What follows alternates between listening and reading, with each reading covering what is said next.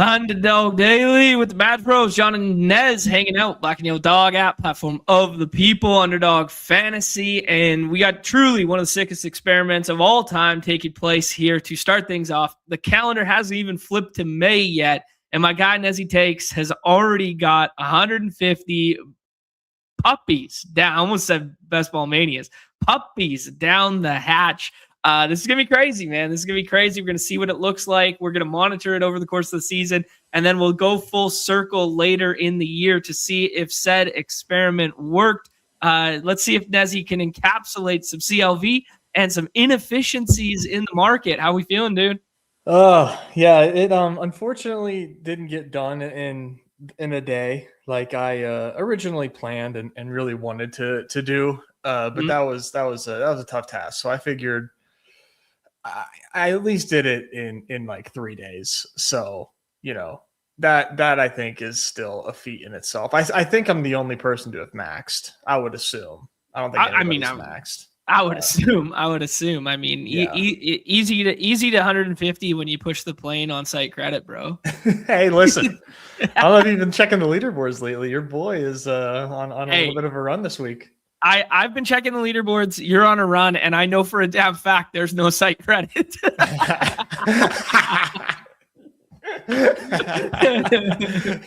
So good bit. Man, truly sick community fills the baseball before I even wake up. I wake up, there's 13 minutes left to get entries in, and the baseball is almost full there. So I had to do 30 of the hoops before the show here. So we'll walk through the hoop slate. Man, we got win or go home in 5 games tonight. 3 on the hoop side, 2 on the puck side. So elite slate of playoff multi-sport action this evening. We also had 3 series last night extended. Let me be the first to tell everybody we have an extend or promo in the Pick'em lobbies here to go in tandem with expanding these series. We get the hoops extended, so that's a lot of fun because we're going to get more of these 3-game slates because people forget how fast this drops off after round 1, that we're going to have a bunch of 2-game slates and we're going to have cross night slates and stuff. So if you want to be getting your max volumes in on NBA, now is the time. So let's get after it, man. Yep. Yeah. I'm gonna miss it, and these slates are fun. We only have so many left, like you said. So yeah. All right, Nezzy, before I bring you up onto the screen, I'm going to remind everybody to check out what we'll be utilizing both for Solver Series and for Best Ball Season here. It is all up and ready and good to go. We got the Solver Draft Assistant. Promo code BADGE gets you 20% off there. And then what you guys are looking at right now is the Best Ball Explorer. So this is where Nez has just taken the CSV from the Underdog site. He's drag and dropped and uploaded here. And then we can look at all these sweet overlays and interfaces and exposure thresholds and combinations and all this sort of good stuff. We can look at the build types and structures. So enough words from me, Nezzy. Why don't you take the reins here? And actually, you know what? Before you do, I did see a fun experiment in the chat right now that people naturally gravitated towards, just kind of guessing some of the exposures. Eggers thinks Jeremy's going to be one of your top ones there, aka Steelers wide receiver rookie there, and one that ETR is quite high on.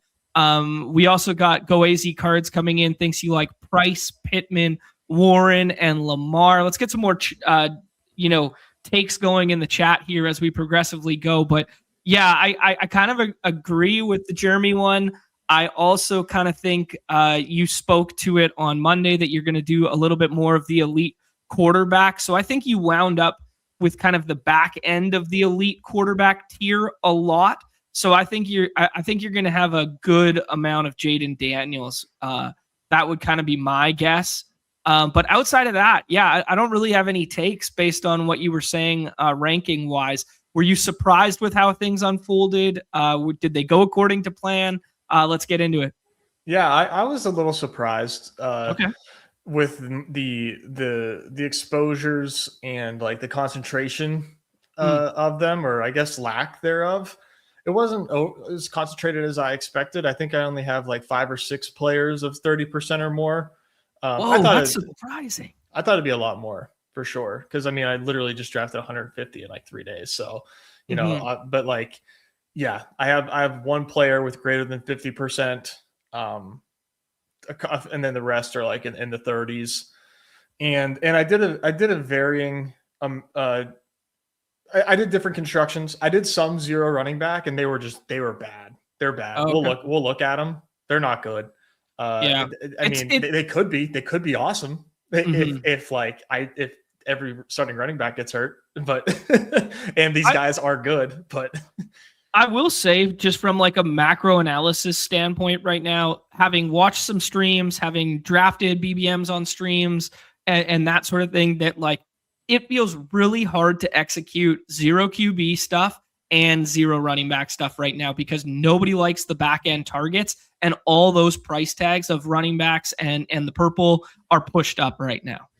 Yeah, there's a difference between like, zigging while people zag and executing a strategy and playing bad, and you can't really do that without playing bad right now. Like it's really hard to get different in that regard. Like those are two positions that are pretty thin right now in terms of the draft capital and how early you have to get there. So like, yeah, maybe you can do a zero RB, but it's just different than before, and you can't get too out of control with it. And I think same for QB2, like you said, just because of how early they're going, right? I mean, we used to have starting QBs available in round 17, sometimes round 16.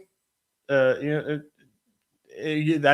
not a thing right now. But maybe as we get more clarity in August, that'll be a thing. Yeah, like even last year, you could tell yourself a story about like Jackson Dart, Russell Wilson, Tyler Shuck, like these guys in like round 18, 17. Now those guys that we would be telling our stories about half-season starters this year are like thrust up, and we'll see that even in the Superflex streets in a minute here. Yeah. Superflex is obviously like an entirely different beast, but it's a very interesting landscape right now, I think. All right, without further ado here, Nez, let's pop you onto the screen here and show the people what we're working with. Wow. Oh my God. Eggers effing nailed it with the first 3. Yeah. Wow.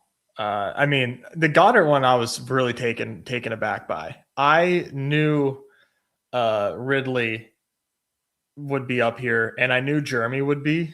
Goddard, I was totally taken aback by. A lot of these are like, as you can tell, like heavily influenced by ETR ranks. A lot of the drafts I did were modified versions of ETR ranks, where I took the ranks and adjusted them to get closer to ADP for every player, and then did adjustments from there, where I would say, okay, now give like running backs a boost from here, or and then dock wide receivers a little bit, and then set myself up for like a 2-5-8-3 or a 3-5-8-2. Okay. Sometimes 4 running backs. We'll look at the constructions that I did. You can see those on here, which is really cool. And just change those rankings depending on what I was drafting. And then for my last like 30 or so, I did my own rankings, and got a little different that way. But at any rate, at any time I did a run of autos, though, I was always with a rigid construction that I was going to get every single time. Okay. Sure. Which I think is the key. Like you can't leave yourself any room for error. Right. And then when you do that, you tailor your ranks to the structure which you're doing, and then you make the max positional eligibility said structure. Right. Okay. Yep. Yeah, just kind of getting into the mind of a Greg Jennings here. Like just all right, cool. So quarterback position here, nailed it with the Jaden Daniels. Just makes too much sense based on kind of like tier break, management thresholds there.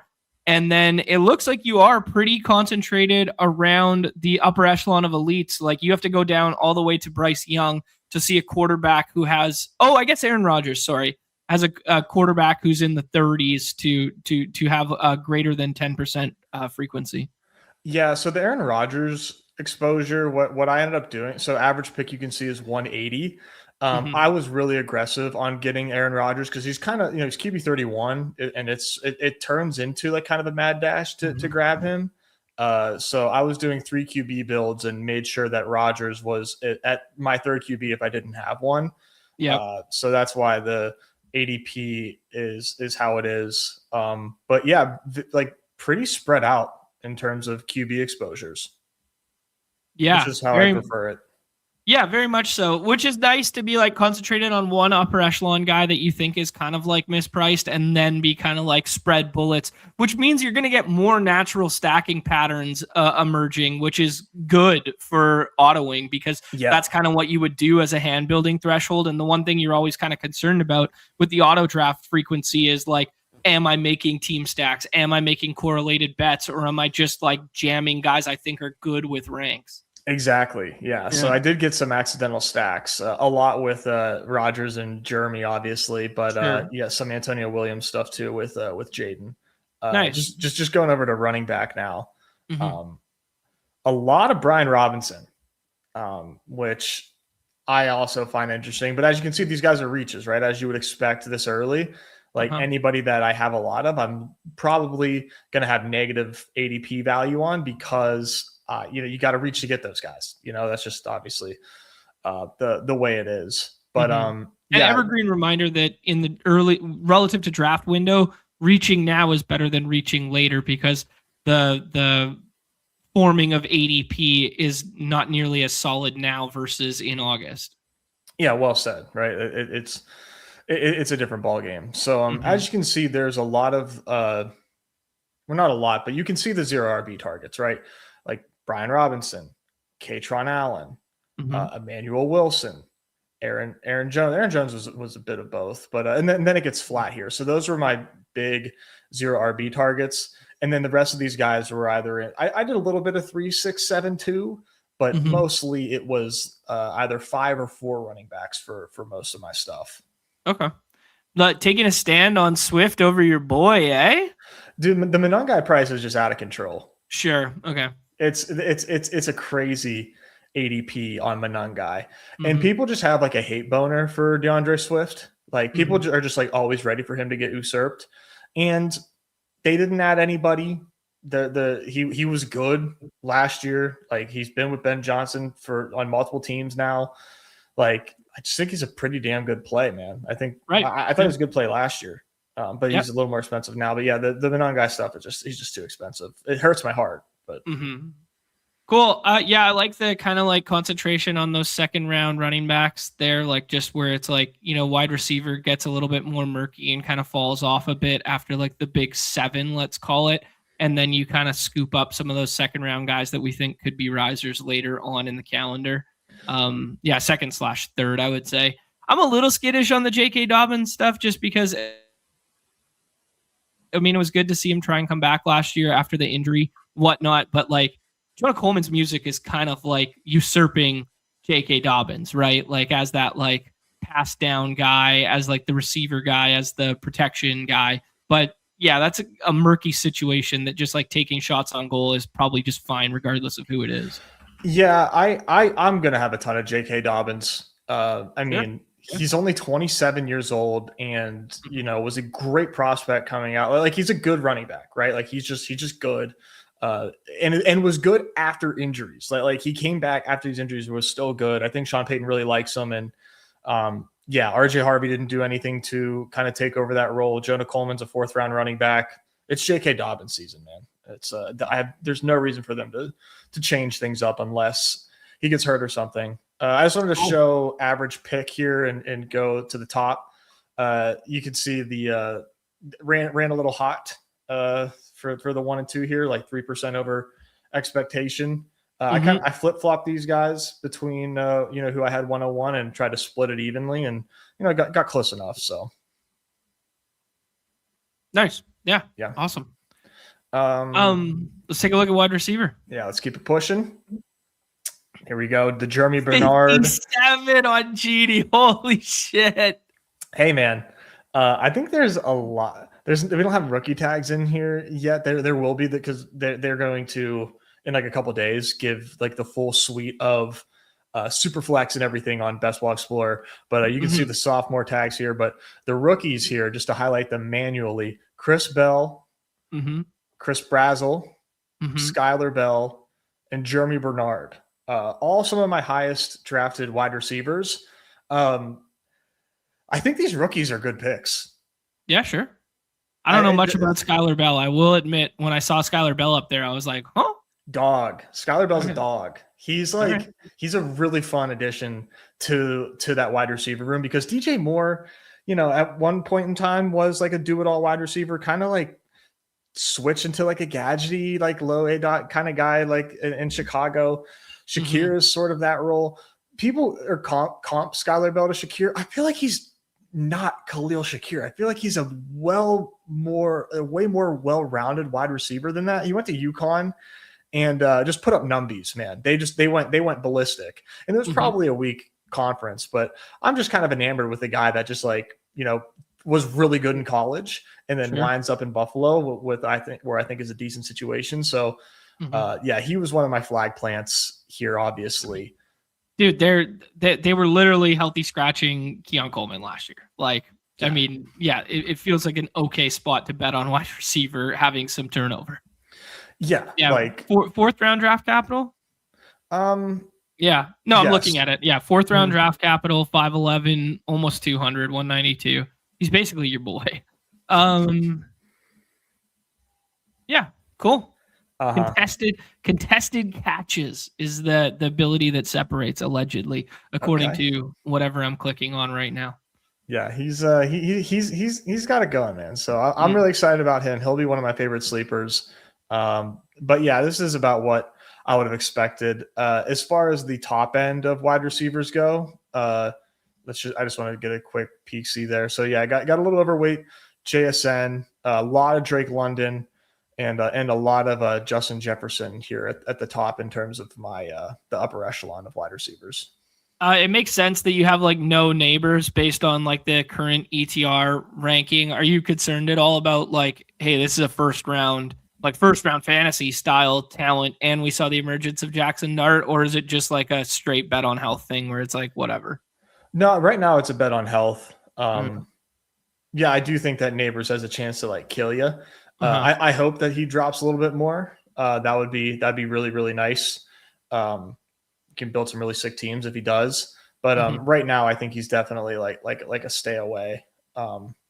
There's just like better bets behind him in terms of seal or floor right now. So yeah, I'm kind of curious of this whole grouping. Like, you know, Pickens signs the franchise tag. Everybody's waiting on the AJ Brown news. You know, Devonta, everybody's kind of baking in the fact that like, oh, he's going to be a steam candidate. But like, if you look at the on-off splits with like both them on the field versus off the field, like it's not like T. Higgins and Chase. Like, it's not like Devonta deserves to be a second rounder, but I don't know. Our perception can change, obviously, especially after they add Lemon. So I'm kind of looking at this like whole group here. And I just want to ask you, like, who do you think is like the 101 guy that could rise and kill you? And who's the 101 guy that, like, you know, maybe I was too bullish, or maybe I, you know, should have shown a little bit more restraint? You're asking me? Yeah. I think Jeremy for sure. Like, that could easily blow up in my face, right? He could be a bust. They could actually not end up playing a lot of 11 personnel like people assume. I meant more like the upper echelon guys that are on the screen. Sorry. Yeah, you're good. That I wish I had more of. I think Amon-Ra. Amon-Ra is always just like so like tried and true. And you know, it's just like boring how good he is, you know? Right. But he's so good. Yeah, definitely Amon-Ra. I'll be light on CD, and I want to bet on the JJ bounce back, because I just think he's probably the second best wide receiver in the NFL. So okay, cool. And then the Chase versus Puka thing was just a draft spot rule? Or did you have Puka over Chase? I think I did have Puka over Chase because I was doing the ETR thing for a little bit, but when I was doing them myself, I was putting Chase over Puka. Okay, cool. Let's see the tight ends. Yeah, tight ends, a little concentrated here with Goddard, Kraft, and Laporta. I love Tucker Kraft right now. I talked about it on past streams with you. The Goddard and Laporta thing, I think, is just like that's got to be like an ETR thing. Because I mean, I have no problem with Laporta and really no problem with Goddard, but I don't remember thinking I would have this much of them. So right, sure, that was a little shocking. I really like this Colston Loveland exposure here. I'm glad that I got that because I'm kind of worried about the Colston Loveland price when I draft like on my own. And I'd rather go running back or wide receiver most of the time when I'm on the clock and he's there. But I'm glad I got him here where I don't have to think about that because I think Colston Loveland's pretty freaking awesome. And yeah. So I'm glad I got him here where I couldn't like psych myself out. Yeah, fair enough. A little bit of bullish George Kittle health news there. Trey McBride's an interesting one just in general because tight end 1 right now, but I think as the summer progresses, just given like the deficiency in the Raiders pass catchers, and given that we don't know that Jacoby Brissett's going to start every single game this year, that maybe those two flip flop as the summer goes on. So where'd you end up on Brock Bowers? Yeah, good question. Only 2% Bowers. Ooh, that's a one that could kill you one. Yeah, potentially. The Vegas is a very weird team right now too. But yeah, I think Bowers and McBride definitely have big time question marks right now. Just as far as the top goes, yeah, Loveland right here, as you can see, the highest of the big three there, and almost no Warren. So sorry to AZ Cards. Did not get a lot of Tyler Warren here. He's really expensive. Yeah, you were a Warren guy last year. Just I know. Noting that, like, when he was about tight end 9, like those back end guys that could potentially be tight end 1, like, rest of season or whatever. And he did show flashes, but it did taper off a little bit. But that kind of dovetailed off of Danny Dimes getting hurt too. Yeah. He died when Dimes died, but yeah, he's still a good player. But man, cost adjusted, I'll take Tucker Kraft almost 20 picks later. Sure. Yeah. Let's take a look at like the builds, and actually, before that, let's see if you got CLV on, or like if you got ADP value on anybody, because I imagine one of the flawed kind of like things that would happen with auto drafting is that you don't really encapsulate anyone because everyone you're trying to get is a target of yours, opposed to encapsulating falls. And I think that might be one of the overlooked things with auto drafting. And I think it's something that people don't really factor in because we don't do this revisionist history, or most people don't, with like NBA autos and stuff like that, where it's like every pick that you make is a reach and like an effort to acquire, opposed to encapsulating like a combinatorial ownership thing. And I think that's one thing that we've talked about in the masterclass, but isn't something we've showcased with numerology, let's say. Sure. And I think that this will be a very good indication of that. Yeah, like there's the only people that I got good CLV on, or good ADP value on right now, I barely took. So that makes sense. Emmanuel Wilson, the highest drafted of them, where I was getting a lot there, which interesting. I guess people are. That's probably coincides with the movement of price up and Emmanuel Wilson down. So there's just some room to go there. The rookie CLV is interesting. Oh, go ahead, dude. This might be the most valuable takeaway for anyone, and you can apply it across multiple sports. Here is that when you set out like to do an experiment like this, you're basically effectively saying, I'm right, everyone else is wrong. And I'm not like hedging in any regard, even though the exposers suggested you hedged a little bit in terms of like, you only had a 30% stance on a quarterback. You only had a 50 and a 40 on some of the wide receivers. You didn't go like full hit them with the gritty out here with like these 80 and 90% exposures. But I think this is a good takeaway that it's like the only time you encompass ADP value without ADP changing and shifting early in this landscape is simply by low threshold players, aka players you did not want. Mm-hmm.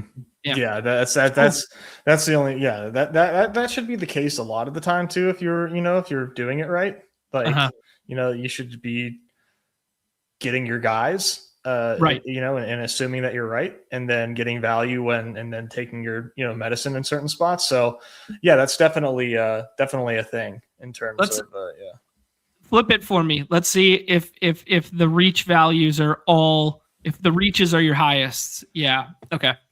Yeah. So this is so this is kind of like the encapsulating how you'll get CLV is you're forcing the issue of I'm right, market's wrong. This is where the CLV comes from. Yeah, and one thing to note too, I should have said this from the jump. This is based on big board closing ADP, so we won't act. This isn't actually like BBM. This is from big board closing.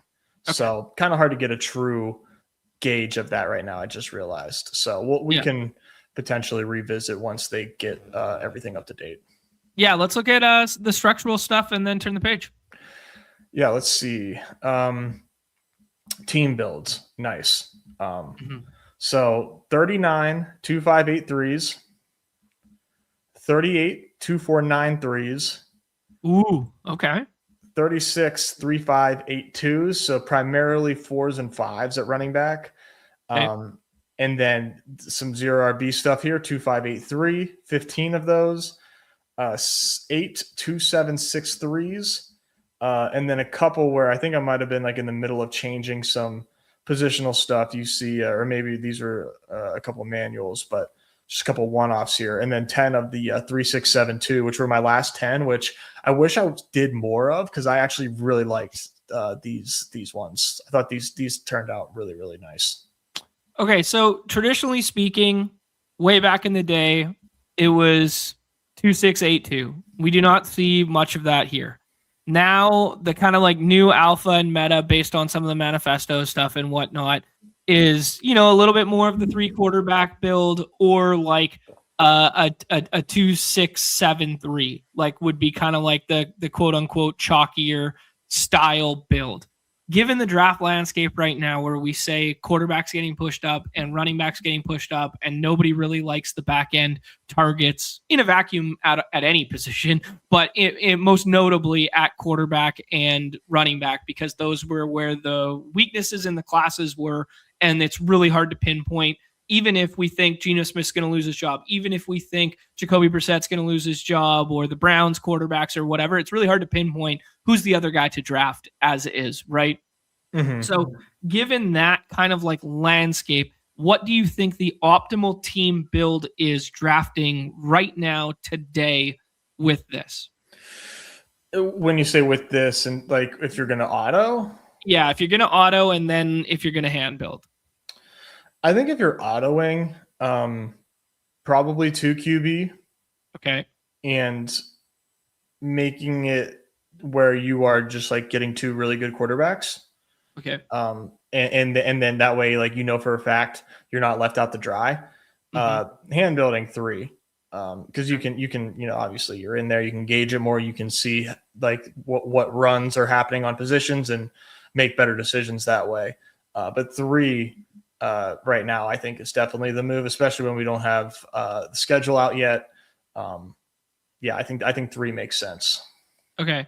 You were a big proponent last year of forcing my hand into 3s at the onesies and the 3-6-6-3. Is this not the landscape for it? Is that more of a hand build thing? Is it just something you don't like as much right now?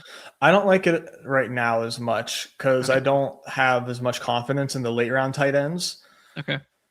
And same goes with QB. So it would be kind of an interesting. It would be pretty interesting to pull off. I don't like the late round tight ends at the moment. Okay, sure, perfectly stated there.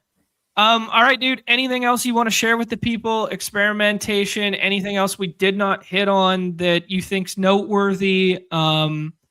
Maybe team stack stuff. Can we see any like team stack stuff? How much accidental team stack stuff you got? Yeah. Where's our playoff stacks? Team exposure. So this is like team exposures. Sure, yeah. Well, if you hover over it, you can see how many you drafted. Yeah. Yeah, so there's a decent amount of stacks here. You can't really see quarterback wise, but you can see obviously with the green 2 players or 3 players drafted. So a lot of Pittsburgh, Eagles, Bears showing up. So hopefully those resulted in some in some stacks with quarterbacks. Sure, yeah. It's very heavy towards like the 2s and the 3s. It's very little overstacking. Mm-hmm. So maybe there's an angle. We talked about it a little bit on the show. You weren't on there the other day when we were doing the Bucs stuff. How I wasn't really comfortable doing 3 Bucs wide receivers with a Bucs tight end with a passer as well. I mean, maybe there's some leverage in the hand build community to be the overstack stuff. I mean, it just making like a concentrated season-long bet on the overstack stuff, because as you guys can see, the maxis that take this kind of approach are not ending up with anything of the overstack variety. It's kind of just saying, well, I'm right that I have Jeremy Bernard and Rodgers, or Pittman and Rodgers. Like, it's kind of just saying that like I have the correct skinny stack and not leveraging like an entire team bet. Yeah, I mean, unless you made your ranks that way, yeah, I would not anticipate a ton of overstacking. Mm-hmm. I was just going to click on like some random teams of different build types just real quick, just to get a quick view of them. Let's see here. So you can see different team builds here. Let's look at a 0 RB one so we can see how exactly that went, because I was not too happy with those. Here's one, 2853, I believe. Okay. 2853. Trevor Lawrence and Brock Purdy at quarterback. Actually, anchor Jahmyr Gibbs. Wow. So I got the 101 here. And then went Gibbs, Aaron Jones, Brian Robinson, Braylon Allen, Emmanuel Wilson, Katron Allen, Ray Davis, and Jordan James. Mm-hmm. Wide receiver, Drake London, Rashee Rice, Devontae Adams, Terry McLaurin, DK Metcalf, keep the change. Mm-hmm. And Sam Laporta, Goddard, and Sadiq. I think that, this is an interesting build. Yeah, I would say safe to say that you would never build this by hand. Probably not. Yeah, like anchor Gibbs to then draft 8 running backs, and like every person, who's in a room would look at that wide receiver room and be like, "Oh, we got to add one more here instead of Jordan James." Yeah. Yeah. I do think that an 8 and 5 principle is decent. But maybe not with anchor Gibbs. You can you don't have to take that creative liberty by any means. Like, you could definitely I mean, and that's the point of drafting, right? Is that you are reading the room and doing what's best for you given what the room gives you, and not auto drafting and doing something no matter what. Dude, you know what? It really highlights the soft skills that we've talked about so much, and we talked about in the masterclass, like the soft skills that go into these games. Like the reason why you see Awin, Chris, yourself, etc., all at the top of the leaderboard on every single night is that you're not doing this. You're balancing your strategies, you're hand drafting a lot, and you see the soft skills that go into winning a draft room. Yeah, no, for sure. Like that's what makes this shit so fun. Is like you said, those soft skills. So this one here, 2853 again with Kyron Williams and DeAndre Swift anchor. So kind of a lot of draft capital for 8 running backs, but like it still makes sense to me given like the running backs that are 3 through 8, right? These are not awesome bets. Brian Robinson, Pacheco, Emmanuel Wilson again, Katron Allen, Sean Tucker, Najee, and then JJ, Drake London, Olave, Addison, Pittman. Not the wide receiver room I'd want to do 5 with, of course. Kyler double though. Kyler double. Kyler double's natural sick, correlation. Yeah. Yeah. So I think if I could take this back, I would do 2872 or 2772 rather. I think. Yeah. All right, dude. Yeah, great experiment. Love what you did here. Love doing this for the community, like just in a vacuum to like showcase, what's going on in these rooms right now, draw out a big sample, because so many times we just talk in the, hyperbolic, right? Like that's how we speak about these games because nobody actually has done it yet and we haven't played out the slate. Well, at least you've played your portion of said slate right now and shared it with everybody. And now people can get, a gauge to work off of and understand, what the dynamics at play are, kind of thing. Yeah. And hopefully some people will have some good takeaways from this. And yeah, happy to share anything that people want to know after the show. Just hit me up. Yeah, right on. I love this. Rock Hard Castle. That's just always snipes my players. He watches my drafts and duplicates my process. Easy game. Easy game. Nezzy, I think we should probably do the time sensitive stuff first and then do Superflex, even though it's like kind of an odd ebbs and flows to the show to not jump right into football right now. Yeah, I agree. Sounds good to me. Just catching up on the chat here, seeing a bunch of the GMs, seeing a bunch of love, seeing the Skeens Bros down bad in that first one there. Lead off JJ Weatherholt home run there. Beautiful start to the season for him. Just looking at our guy Tyler, who took down a slate the other day, and now he's on his way to Philly to bring his Celtics fan girlfriend to their first NBA playoff game. Love that, dude. Like, make good on that. And couldn't agree more with T Cage, man. 5 game 6s between Puck and NBA tonight, all with winner go home implications. Let's start talking about them. Yeah, let's get into it, man. This is a pretty fun slate. I do like this one. Yeah, likewise, man. A lot of the recency bias stuff versus like, how different is it than last time out, etc. And a lot of combo mapping that has emerged that I can speak to here on my own accord. Let's start with the results of last night just real quickly because we got to give some people their flowers. I did see you in the dupe train there in the NBA streets in second place. I lied to everybody, dude. I said I was only going to get 50 in last night. I got 90 in. So people are proud of me. Yeah, buddy. Come on. Ticking time bomb. Give me some love here. Too many results to dig up for your boy. We'll see. We'll get there. Yeah. All right. Yeah, tough night for your boy. Turned like 400 and whatever bucks into 120, but that was because I had a large stand on the player who got injured. That was Brandon Ingram. There, Bash Barty, shout out to Bash Barty, been a long time good player on the site here, takes it down with that Cade. We talked about Cade combo always being with Evan Mobley and with Harden, and when people started flipping the boards around and stuff, you were able to get the Paulo combination, ended up with quite a few of those, and then he goes kind of like a little bit chalky here with the Jabari Smith Jr. and Asar. Asar was there every time. Jabari Smith was hit or miss whether he came back. He wasn't really coming back later in the day there. So that was kind of like a nice little ADP value. But then he scrolls the F down, 16% owned. DeAndre Ayton gets it done with 43 fantasy points in the last round. Pretty solid series for DeAndre Ayton, man.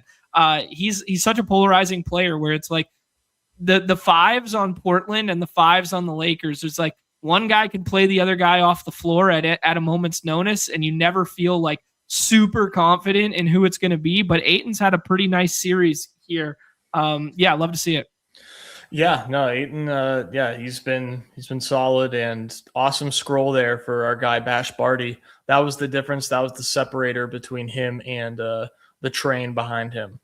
Yeah. So the train behind him has got our guy Lewis in it. It's got you in it twice there, duping yourself. It's got our favorite dad on the show, not named Coach Nez, behind it.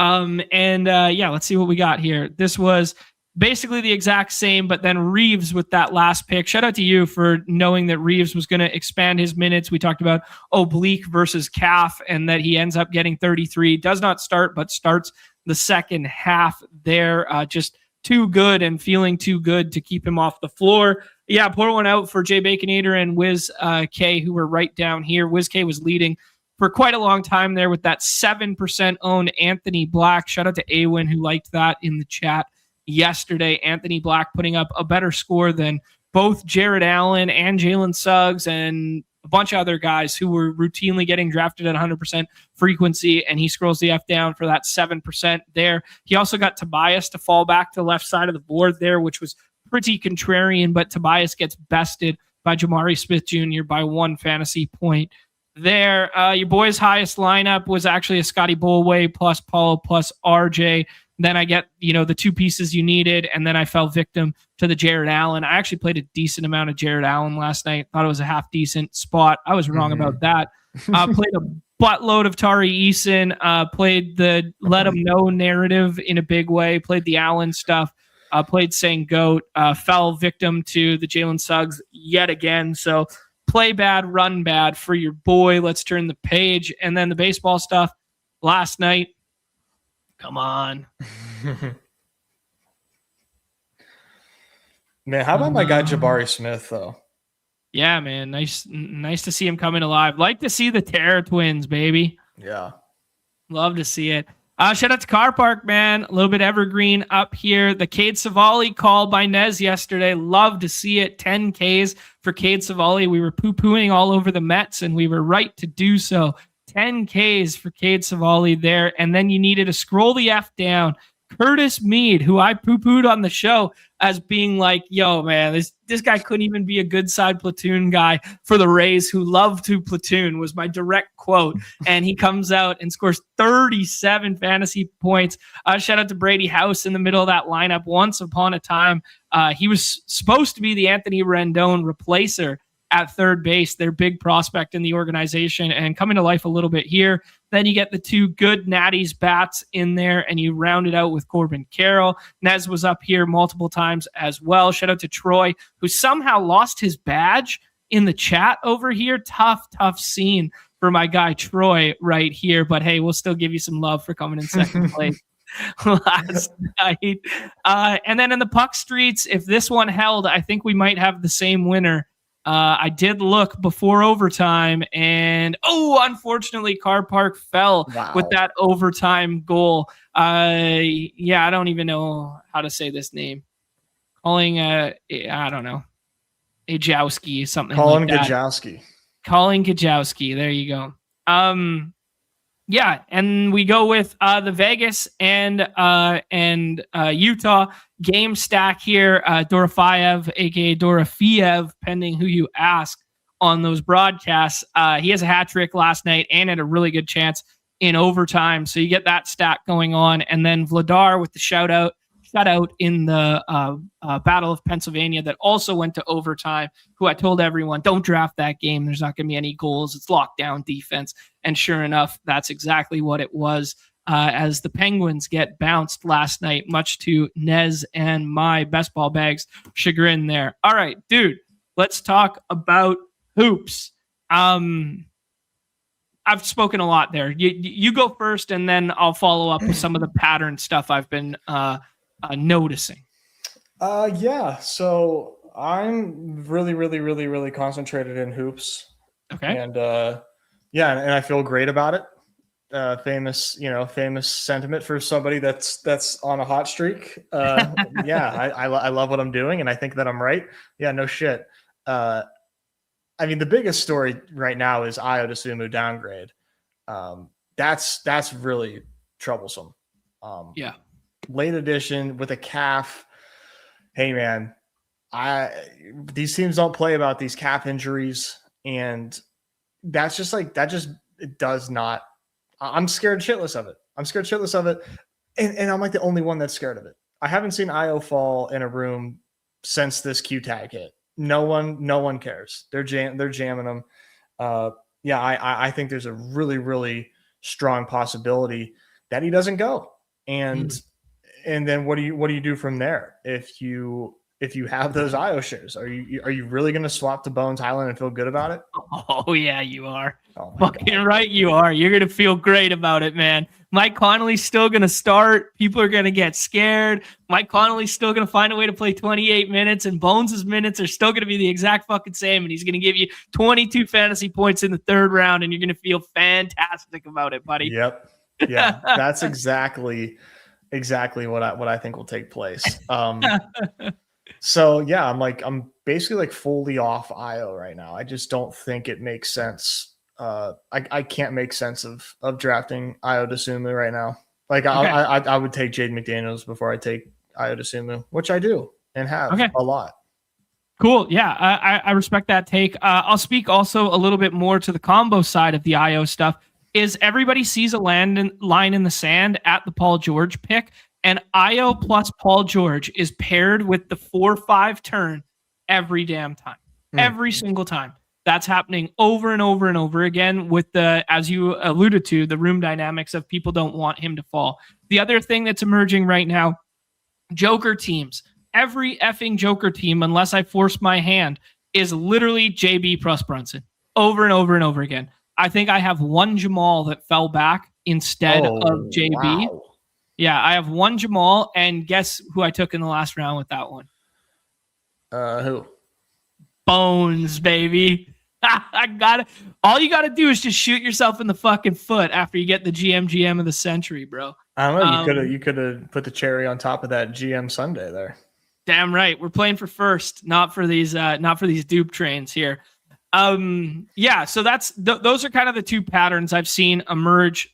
Basically fortified in that middle of the third round is Julius Randle plus OG. OG could definitely lead that team in minutes tonight, and then it becomes kind of like whack-a-mole hodgepodge in like which of the Atlanta pieces do you want, or do you want to pull up any of the Minnesota stuff if you think Io does not go.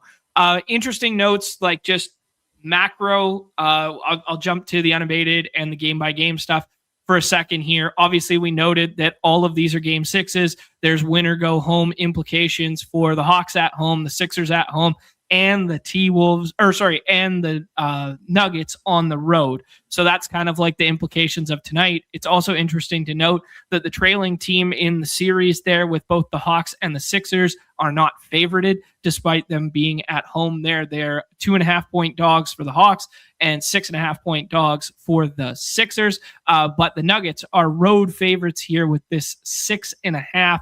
They also have the highest total on the slate with that 225.5. The other two, 214.5 and 213. Injury report, as you noted, the downgrade to Io. Io participated in shoot around. There was also a Q tag on Bones Highland, participated in shoot around. After shoot around commences, Bones Highland gets upgraded. Io DeSumo does not.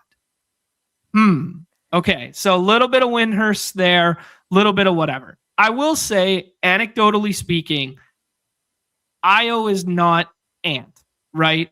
So from his, perspective of like, hey, how seriously, like you don't want a guy to get hurt, right? But you are at home in a closeout game, in a series that matters where you're missing a guy who plays his position, right?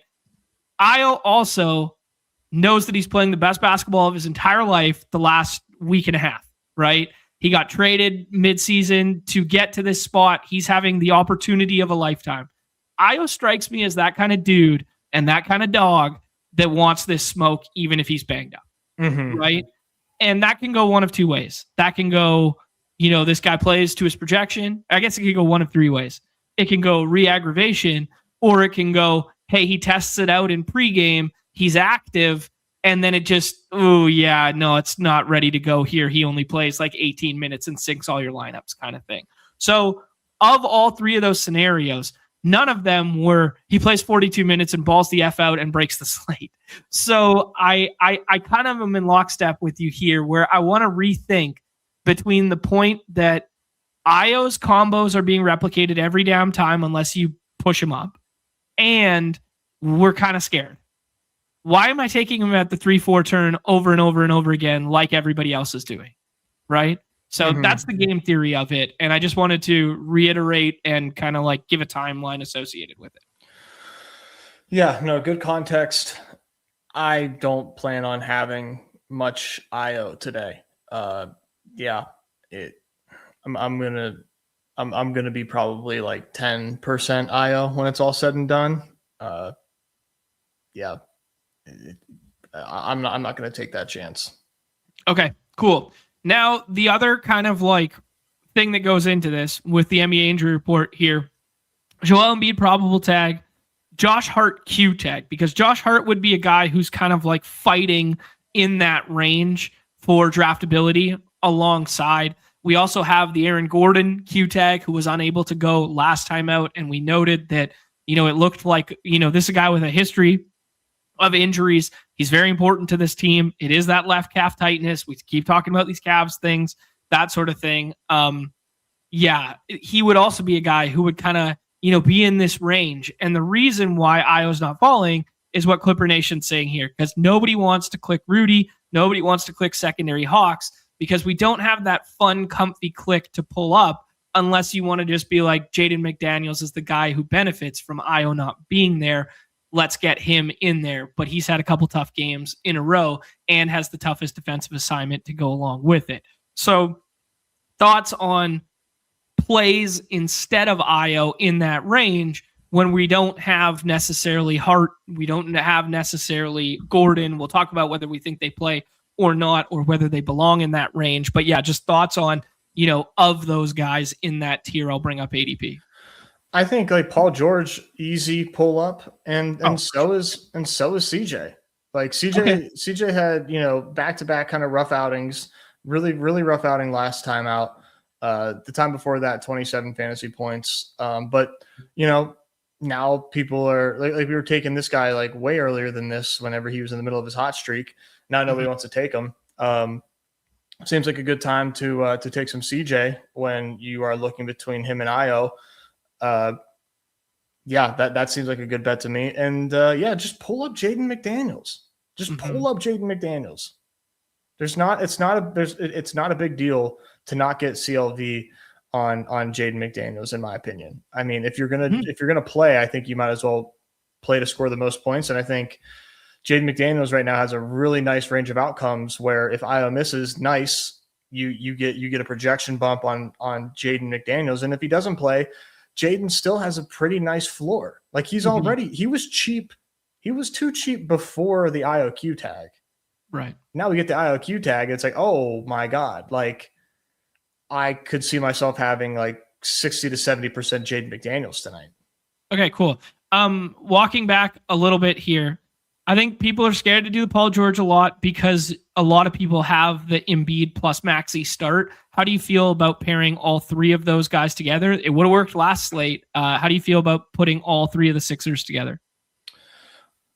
Yeah, I think it's totally fine. Those guys are going to play 40 minutes.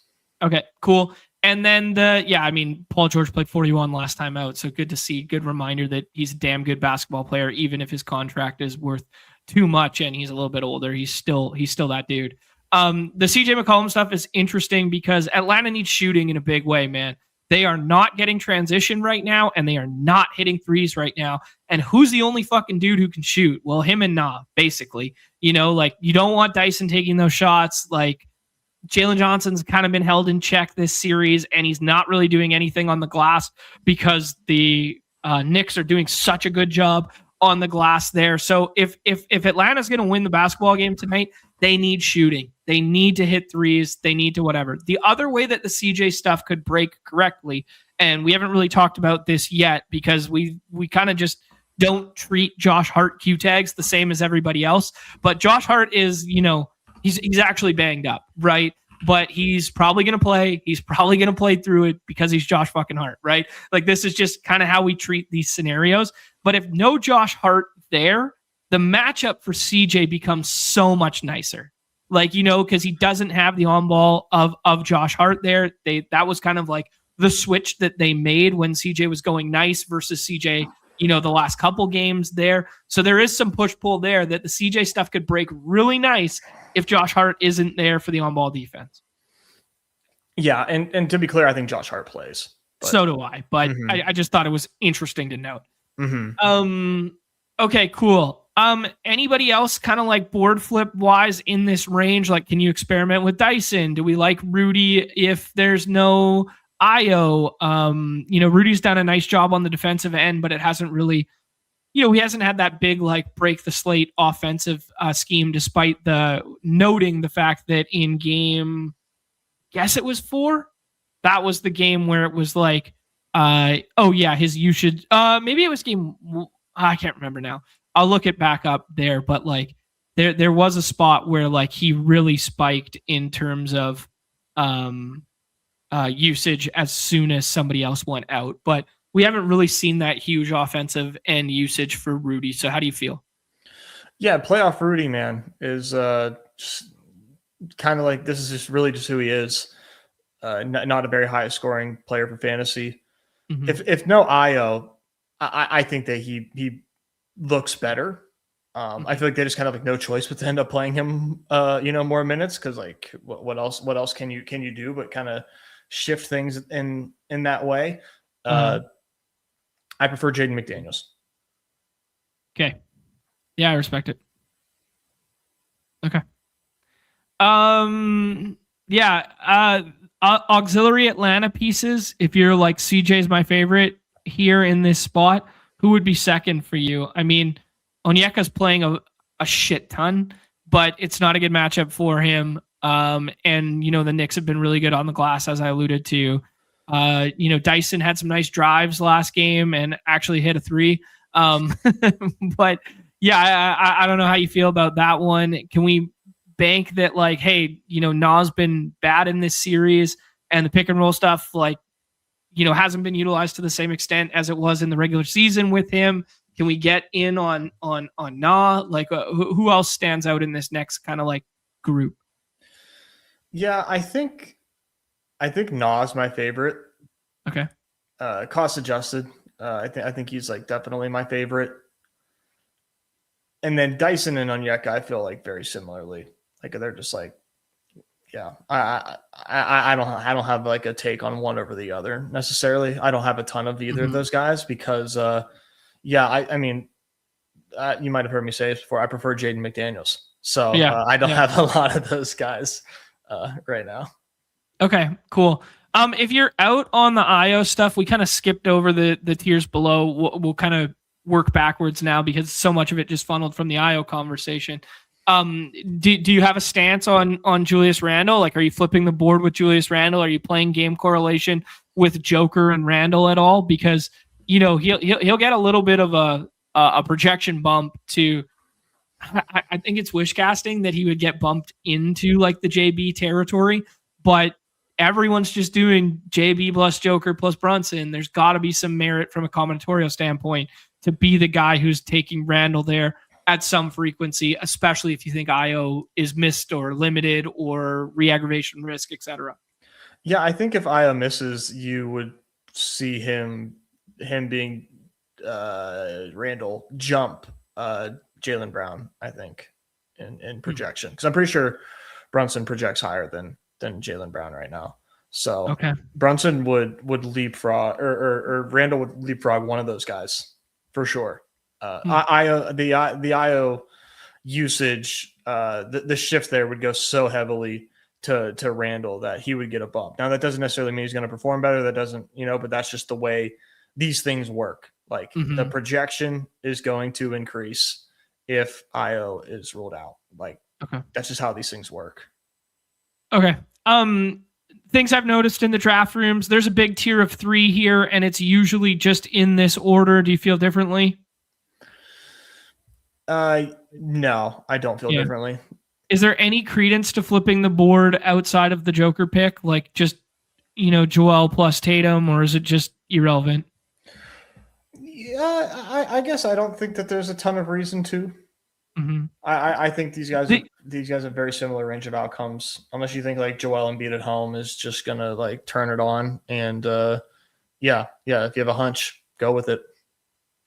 Yeah, I mean, he turned it on in a big ass way. The last 2 quarters of last game, even though he left for a little bit there too. I think he started like 1 for 6 or 1 for 7, and then he just closed the game like 15 of 17 or like something insane. So like he did just take over in old school Joel style. I think the credence for doing so is the fact that Julius Randle never falls.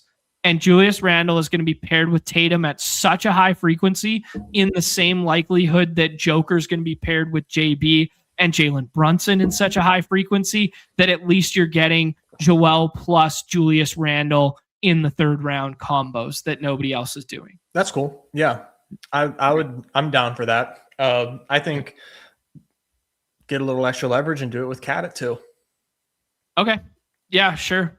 Yeah. I mean, I was kind of the mindset and camp that I was letting Cat fall a little bit, but it's kind of undeniable how good Cat has been in this series, or most notably in the last 3 games of this series. Yeah, and I think the Cat matchup is like distinctly better than like the on-ball matchup for Brunson. I think Brunson was like a big beneficiary of the Atlanta side switching things up a little bit and like taking Dyson off of him and putting Dyson on Cat, which Cat did not struggle with, but it really freed up Brunson last game. That would kind of be like my bro science take on the scenario. So yeah, I don't know. Are you playing what I presume the projection is going to do with Cat is have Maxey and Jamal and Jalen Johnson over him, but we'll find out in a half second. But yeah, I don't know. Are you playing Cat as like what we've seen the last 3 games? This is a good matchup for him. Let's play Cat here, or are you letting him fall a bit? No, I'm getting. Well, I had Cat at ADP, and I am like right at the field, so no one like he's not falling in my rooms. Okay. The projection is light on Cat, and I like him a lot. Okay. Yeah, he's three straight great games that coincide with Mike Brown actually like using his brain and making changes to the game plan and putting out better lineups and centering everything through Cat, because Cat should be putting up 50 balls every single night here against Atlanta. Like he is like the clearest like advantage here for the Knicks. So I think they're just going to continue to ride him. And love me some Cat tonight. Like I do think that he's a pretty fun board flip there. You got my gears turning. Okay, cool. And a little bit of, added benefit to him is like if Hart is hampered in any regard, like we know he's playing through something and we know he's probably going to play, like he's a really good rebounding guard. And, that just opens up a little bit more for Cat to be on the glass, Mm-hmm. Yeah. Right. And, not crazy scared about like the overlap. There has been some overlap for, a couple small stints here and there with Karl Anthony Towns and Mitch Rob. And, it's fine because Mitch Rob's playing 15. He's not playing, 22, Yeah, it's not bothering me right now. Okay. Yeah, it's not the same thing as the regular season. Okay, now I think there's like a very flat tier between Towns and Jalen Brunson, and if you play Io out, you could even put Julius Randle in this. Nobody wants to be the guy. Nobody wants to be the guy in the rooms to be like giving up the GM, to give up the Joker team that wins. Nobody wants to be that guy. But if you want to get different in this contest and give yourself a path to first place, it is to do the opposite of what everybody else is doing. And it is to put Brunson with Cat instead of like Maxey. It is to, do some form of game stacking and put like Cat plus Jalen Johnson and then take double Atlanta guys and then take Hart in the last round. Do some like kind of game correlation stuff like that. It is to pull JB from the left side to the right side and be like, it's a JB night instead of a Tatum night. And I don't care that he projects 2.28 points less because of the combo stuff here. Which would be your favorite iteration of combos and changing tonight from the 4-5? Yeah, if I wasn't doing Cat, Jamal and JB, Jamal and name a player. Like Jamal, dude. It would be him. I have a lot of him right now. Yeah. Okay, cool. A couple of things in the chat. Yes, we will get to that one, Lewis, in a half second there. Towns over Embiid, that's certainly a stan. Probably not one that I'm going to do tonight, but I get it for like a couple isolated drafts to flip the board. We just talked about that dynamic. If Io falls to last round, you take him. Absolutely. You take him. Well, yeah. You take him. Yeah, you take him anytime he falls, like in the 5th. Like I'm trying to take Io like 17, man. I can't even get him there. Yeah. Nez, of this kind of like grouping, favorite plays, we'll take Cat out because you're clearly on the Cat train tonight. favorite plays from Jalen Johnson through Julius Randle. Yeah, Jamal Murray, absolutely. Tyrese Maxey, right after him. Yeah, let's do it. Jaylen Brown, then Jalen Johnson. It's been a tough series for Jalen Johnson since they've made the adjustments, man. Dude, super tough. Yeah. I don't see it. I don't see it. I'm not seeing it with him. Yeah, and then Brunson and Randall. Okay. Yeah. Cool. All right, sounds good to me. It's weird dynamic to the slate because if you flip the board with Brunson and Randall or Brunson and JB, you're effectively playing 2 versus 3 because guys get Joker with that combo. So if you're going to flip the board, I do think you illustrated like some decent ideas there in the middle. Okay, cool. We talked about that whole mid-tier. Let's get to the scrolls on the slate here. Peyton Pritchard is now officially going above Derek White. Derek White having one of the worst shooting series damn near ever. There was an Underdog tweet about it. I'm not including Na because you were a little bit more bullish on Na and Jaden McDaniels, both to be risers here. I think Hart, just from a raw projection standpoint, if we treat him as if he's playing and he's 100%, he's over this grouping. If we think he's a little bit hampered, we can have the debates, but I'm taking Hart above this group. Then what, dude? Then what? Ooh, good question. Naz Reid. Yeah. Do you like Naz Reid more than the Boston guys today? Oh, yeah. Okay. Oh, yeah. For sure.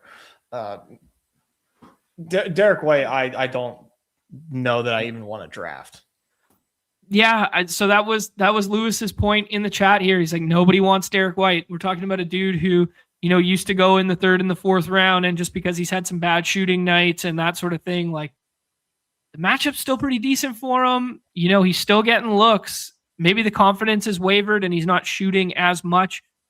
We have talked how, the Celtics really look like a 2-man game right now, though. It really looks like, his handling is absent. And then when Peyton Pritchard comes onto the floor, he kind of assumes what Derek White should be doing. And he's really much like Kelly Oubre-esque, where they're just hanging out in the corner by themselves kind of thing, right?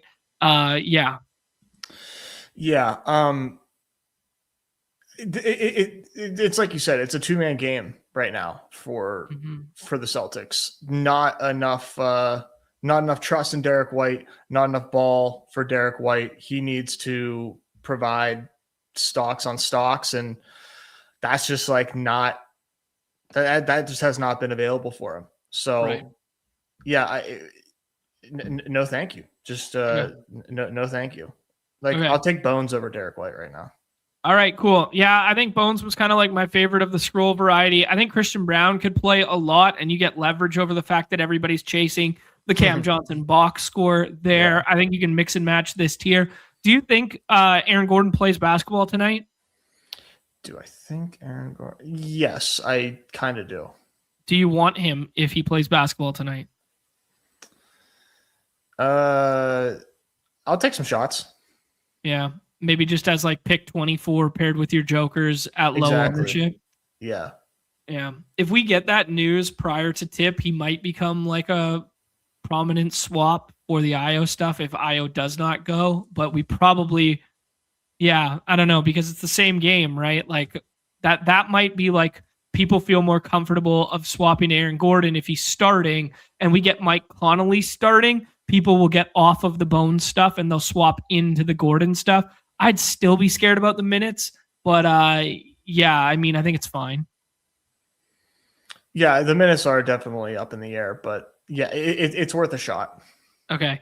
Any love for this kind of like whole back end tier? So I'm just going to put them all on the screen and we're going to do a rapid fire. We kind of talked about Cam Johnson and whatever. Okay, here. So Keita looked like he was having a half decent ball game last time out. It's a little bit mean projection-y, but 26 minutes, get some boards there. Any interest in Keita? Not really, but shout out to him for finally having a good game. Yeah, any interest in Kuminga, who's had a couple rough ones, but we know he's got right tail outcomes. The matchups haven't been as fruitful for him, and they've kind of gone away from it because it's not working. No. Okay, no Kuminga tonight. Kelly Oubre just kind of like doing his less stocky version of Derek White. I mean, dude, the minutes are so strong. Minutes are very, very strong, but he is like clearly fourth or fifth fiddle every time he's out there. Yeah. I think that he's worth it. He's worth the scroll if you're not trying to dupe with the rest of us. Okay. Yeah, scroll to the Kelly Oubre here and there. Okay, cool. Spencer Jones had a monster game last time out, 42 fantasy points, 36 minutes. Only if Aaron Gordon doesn't play, and probably not even if he does. Yeah, probably not. Probably not. Okay, agree. Mikal Bridges saw his minutes go back up to 31. Oh, I lied to you. 27 there. Dude's doing absolutely nothing out there. Can we get Mikal Bridges, who... That's my projects emoji.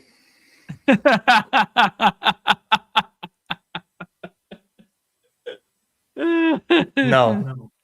Okay. Quentin Grimes had a great game last time out. Great game, but it still only materialized into 22 fantasy points. Any love for Quentin Grimes? Is it the Quentin Grimes night? Couldn't you just see it? I mean, I didn't see it coming last time, and it worked out great. But yeah. Yeah, no, I'm not getting to Quentin Grimes, but man,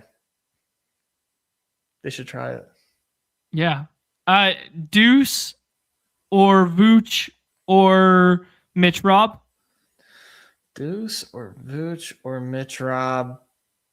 No, maybe Vooch, okay. But I'm not doing any of this. Okay, and then the last one will be it's Bones over Mike Connolly for you. Yeah, for sure, dude. Mike Connolly, you could promise me Mike Conley playing 40 minutes, which would, one, be hilarious and a threat to his life, and two, I would still say no thank you. Okay, respect, dude.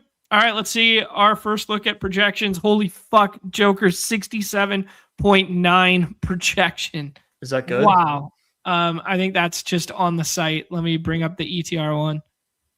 No, that looks like the ETR projection. I don't know why the ETR logo is not beside it, but give it a little refresh. Dude, that's crazy.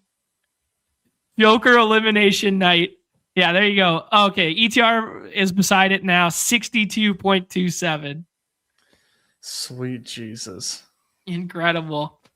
Mattress is in here. Hot Sizzos, who won the other night with the Cam Johnson 1%. Love to see it. And then shout out to Chris, Vancouver's finest. Let's do it, fellas. Ethical hoops. You're about to see the tightest drafting of all time here. Yeah, a bunch of nits out here. Yeah. Bunch of bankroll managers. Scared to compete is what I say. Scared to compete. Goods is saying that the winner tonight is a Joker, Brown, Brunson, and an Io fall. Okay. Whoa. I mean, I respect the take where it's like, hey, that's the chalk start, and then it's just whoever pairs Io after the fall with it. Yeah, sure. I could see that. I would like to get a 4-5 Io. Sure. Yeah. Embiid for me here. Solver is suggesting Maxey as a board flip. Good with whatever you want to do. Yeah, I'm gonna go Embiid. Me too. I thought he looked healthy last game, man. Playoff Embiid, man. He had some switches and stuff where like he was staying in front of little guys, and I was like, ooh, this is who I remember. This is where the projection bros versus the other guys will do Jalen Johnson or they'll kind of flip around some JB. I'm fine with that. Or we could just take a little bit of a cat fall here. I think you like cat tonight. Yeah, I would say take cat. All right, sure. Not a ton of cat in my portfolio just yet. I thought he was going to be like a little bit of a faller. Lewis telling us he's going to continue to have over 40% nah, and I will continue to be disappointed every time until I learn. As long as you know. Yeah, I mean, that's kind of how I've been thinking about Derek White, too. We had Derek White for free in the last round, and it's like, what if he just hits some fucking shots? Like, what if he just gets some stocks like he's prone to do? No. The block guard. I will not be here to find out. All right. Let's see if Mattress switches things up. He does not. So you see the chalk emerging here, which means Hot Scissors is going to take Randall or OG, and nobody ever takes OG. So he takes Randall. And then we get the decision of just OG all by himself, who could lead the team in minutes tonight for sure. What if we take Paul George instead? Okay. Let's do it. Paul George looked really good, played 43 last time out. It's a little bit of a flip. Sometimes he goes to 14. Chris probably takes OG plus IO, I would imagine. And everybody is staying in their lane. A bunch of projection donks here. CJ feels good, but we could also do the flippage of the Jaden McDaniels and play IO out. What do you like? Let's take Jaden McDaniels. Sure. Yeah, let's see if Jaden McDaniels is where it's at. Sounds good. I think Jaden pairs well with Nas in the last round. I think he pairs a little bit worse with Bones. I would not do Bones plus IO tonight. That would be kind of like an X'd out combo. Oh, yeah. I would try and avoid Randall plus Gobert, but I think it's fine. Yeah, Randall Gobert is okay. Yeah. Randall plus 3 of Randall, Gobert, Nas feels bad. Like taking 3 of them. See, that I agree with. Yeah, like those 3, way too much overlap in their skill sets. Yeah, and it lines up pretty perfectly every time because Randall and Gobert line up there, and then Nas is usually 22 or 23. Yeah, good. It's true. Yeah. Why isn't the Suns on the slate? Oh, good clean. Well, fun. son. Wow, TKH saying he's rich, flexing that he just got a Joker. No, he's lying. Murray, Jalen Johnson. No, Congratulations on the generational wealth. I think Onyeka is a little bit of a tier above here, or you can take the Q tag of Josh Hart. Yeah, Onyeka's fine. I do prefer Josh Hart, but okay. Let's take Onyeka here, and we get that Onyeka versus Cat matchup. And then we would probably have to scroll for this last one because Edgecombe plus Hart will probably be Chris's 2 picks. Oh, he opts for Pritchard instead. Do you want to just take Hart here with the Q tag, or do you want to take Nas, or do you want to go scrolling? I would take Hart here, man. This is really good for Hart. All right, sounds good. Hot Scissors passed on Gobert, so he'll probably take Nas Reed here, and then we can see what Mattress's last pick scroll will be. These drafts are very, very, very predictable when you're in rooms with these type of players. Extremely. Yeah, hence why I go, elaborating at nauseum with why these combo things matter.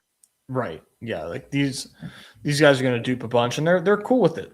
That they are totally fine with that. They are hoping somebody else blinks and makes a mistake, but yeah, it's just the nature of it. I'm gonna have dupes too. I had a dupe last night. It happens. Yeah, I like that scroll to Kata there. We'll rip one last draft here, and then it'll be Superflex season. Hopefully we roll a different draft slot for the people. We roll the 102. Sounds like fun. Evan's in here, Lewis is in here, and Son of Kong, all friends of the show. Give me 1 sec, Nez. Sure.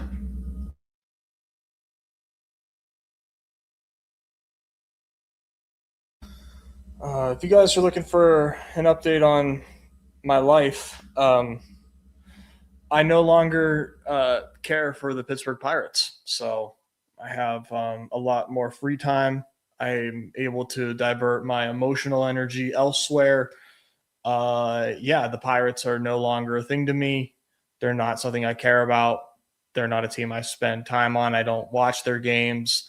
I don't pay attention to their stats. I don't know who's I don't know who's on the team anymore. Yeah, they're essentially dead to me. So, yeah, if you have questions about the Pirates, I'm not the guy to ask. Jokic goes to the 101 there, Nez, and then we have the Tatum decision, or we could be the flippers of said board. Let's flip the board. All right, let's do it. Let's do it in a tame matter here, and let's take Embiid. Okay, that's boring. Okay, fine. Let's take Maxey or someone. Yeah. All right, let's take Maxey. Fine.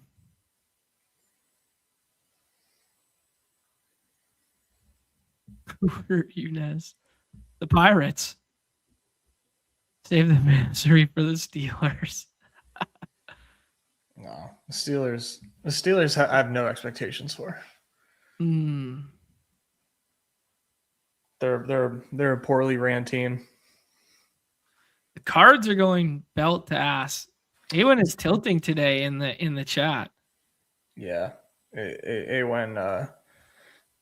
It was in the redacted streets, and yeah, every chalk SP except for Chris Sanchez pretty much flopped. Ooh.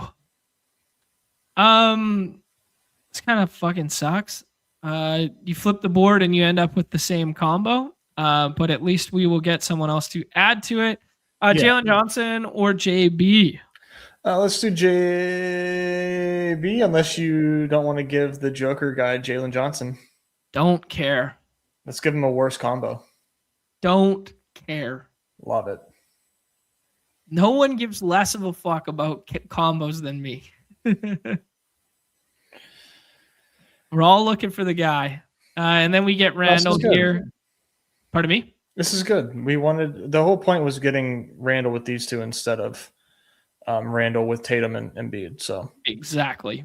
And there's no reason to think Maxey can't outscore Tatum or Embiid today. And this is the thesis.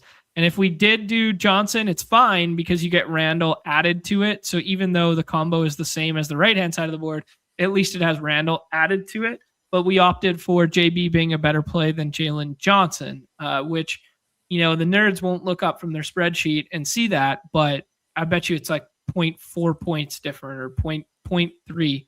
Like what's Jalen Johnson's projection? Jalen Johnson's projection. Oh, that was the site projection. We lose the ETR one when I search it. I guess I could just look on the website. Jalen Johnson's projection is 43. Jalen Brown's projection is 42.3. We just had a full lesson in projections with Dank yesterday.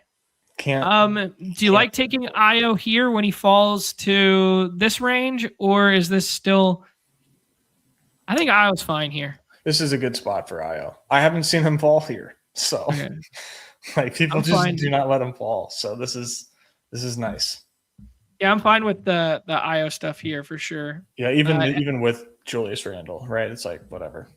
Yeah, and I really like what Evan does here. He takes McDaniels in that Io spot because we talked about how that combo is just repeated over and over again. Onyeka goes there, which means we have the Na or Dyson or Hart or whatever combo. I'd probably just take Dyson and then scroll after. Plus, we already did the Maxey flip, so this feels good. Mm-hmm. Yeah, I would just play it safe with Dyson. Yeah, and the thing about like playing it safe in parentheses is you actually do yourself a disservice about taking Maxey with someone else from the other side of the board again. You actually want to live on the left-hand side of the board, at least for a little bit here, when you flip it with the first pick. You don't want to double flip it because you actually make the combo worse. Yeah, exactly. Yeah. The whole point from a uniqueness angle. Exactly. Yeah. VJ Edgecombe there, and then presumably Nas. Yep. This will probably be Josh Hart, even though Josh Hart kind of negatively correlates a little bit with OG's ceiling, but it's totally fine. And then we get the decision point. I'm fine with Derek White today. I'm fine with Pritchard. I'm fine with playing Derek White over Pritchard just from a leverage standpoint, even though he's been bad. Derek White would probably be my choice here. Bones doesn't work out well with an Io and Randall team. Christian Brown, I kind of want on my teams that also have a nugget. Obviously, don't like Cam Johnson much. I think I've talked myself into Derek White. Yeah, it would be White or Kata. So I'm cool with White. Sounds good, man. The block guard God gets it done tonight, and we successfully flip the board here. We get a little bit of a game stack there. We get the IO fall, and then we stay in our lane with the Dyson stuff to make sure that that combo makes sense with the Maxi stuff. Hey, guys, look at that. We've reached 3 picks, a.k.a. how many points of projection? Let me take a look. Maxi's projection is 43.6. Tatum's is 48.5. And we gain said points of projection back later with an IO fall and with a Dyson fall in parentheses. So our team projects basically the exact same as a Tatum team from here, but it's not duped with anybody. What an amazing feat of excellence by us. All right. Let's do it, Nez. It's Superflex season. Let's get in here. Let's do it, man. Field General. Oh, perfect. Nice. 10 spots. 10 Nice. spots. That's what dreams are made of right there. That is what dreams are made of. $3 for 10 spots. Let's fill this bad boy up. Nezzy Takes, remind the people what it was that you had success with last year in the Superflex format. Yeah, what I did primarily was jam running back like crazy. I didn't totally shun the idea of quarterback mattering, but I jammed running back and had decent advance rates because of it. I think in hindsight, I should have put a little more stock into an anchor wide receiver instead of just like spraying and praying at wide receiver much as I did. But I still think that is like a viable strategy, even if you do just spray and pray at wide receiver, because you could hit on 1 or 2, and then now your team is just like totally nutted. But yeah, the whole point is that running backs are undervalued in Superflex because theoretically you could start 4 of them. So it makes the diminishing returns effect a lot less, because of that. So you can take like 5 in the first like 8 rounds, and you're still drafting like a good team. Ideally, you're super flexing a quarterback, but there's still a spot for that for that 4th and 5th running back. Okay, cool. Yeah. So to walk back what Nez is saying, the reason why it works here is because in our normal format, we work off of 3 wide receivers, but to get a super flex into the conversation, it actually comes at the expense of one of the wide receiver slots. So that's why jamming the running backs makes a lot of sense in this format. And then, we want to fill super flex with a quarterback because they have the highest mean scores and they do have right tail outcomes that often exceed that of the running back position. But that's not a given every single time. And if you do load up on running back, we know that they score better on our platform than the wide receivers, that sometimes you can fill your super flex and your flex with running back, and that warrants you playing 4 on a given day. So I mean, we talked about the landscape of right now of both of the quarterback position and the running back position. How frequently do you take multiple quarterbacks at the top end of a draft board? We roll the 110 in this one.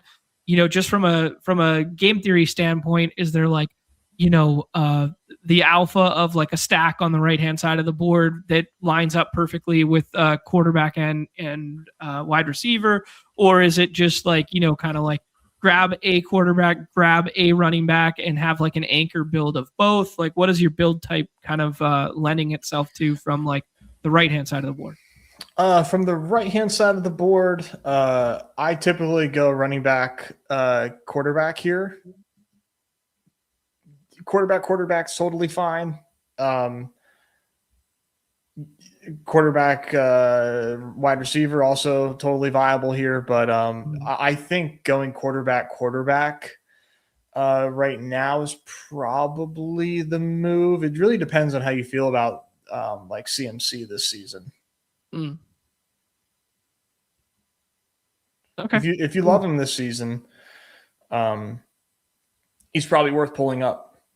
Sure, yeah. Because he's going to project better than Jonathan Taylor every week. Right, yeah, he will. What do you think if CMC's healthy? You think they're going to limit his workload?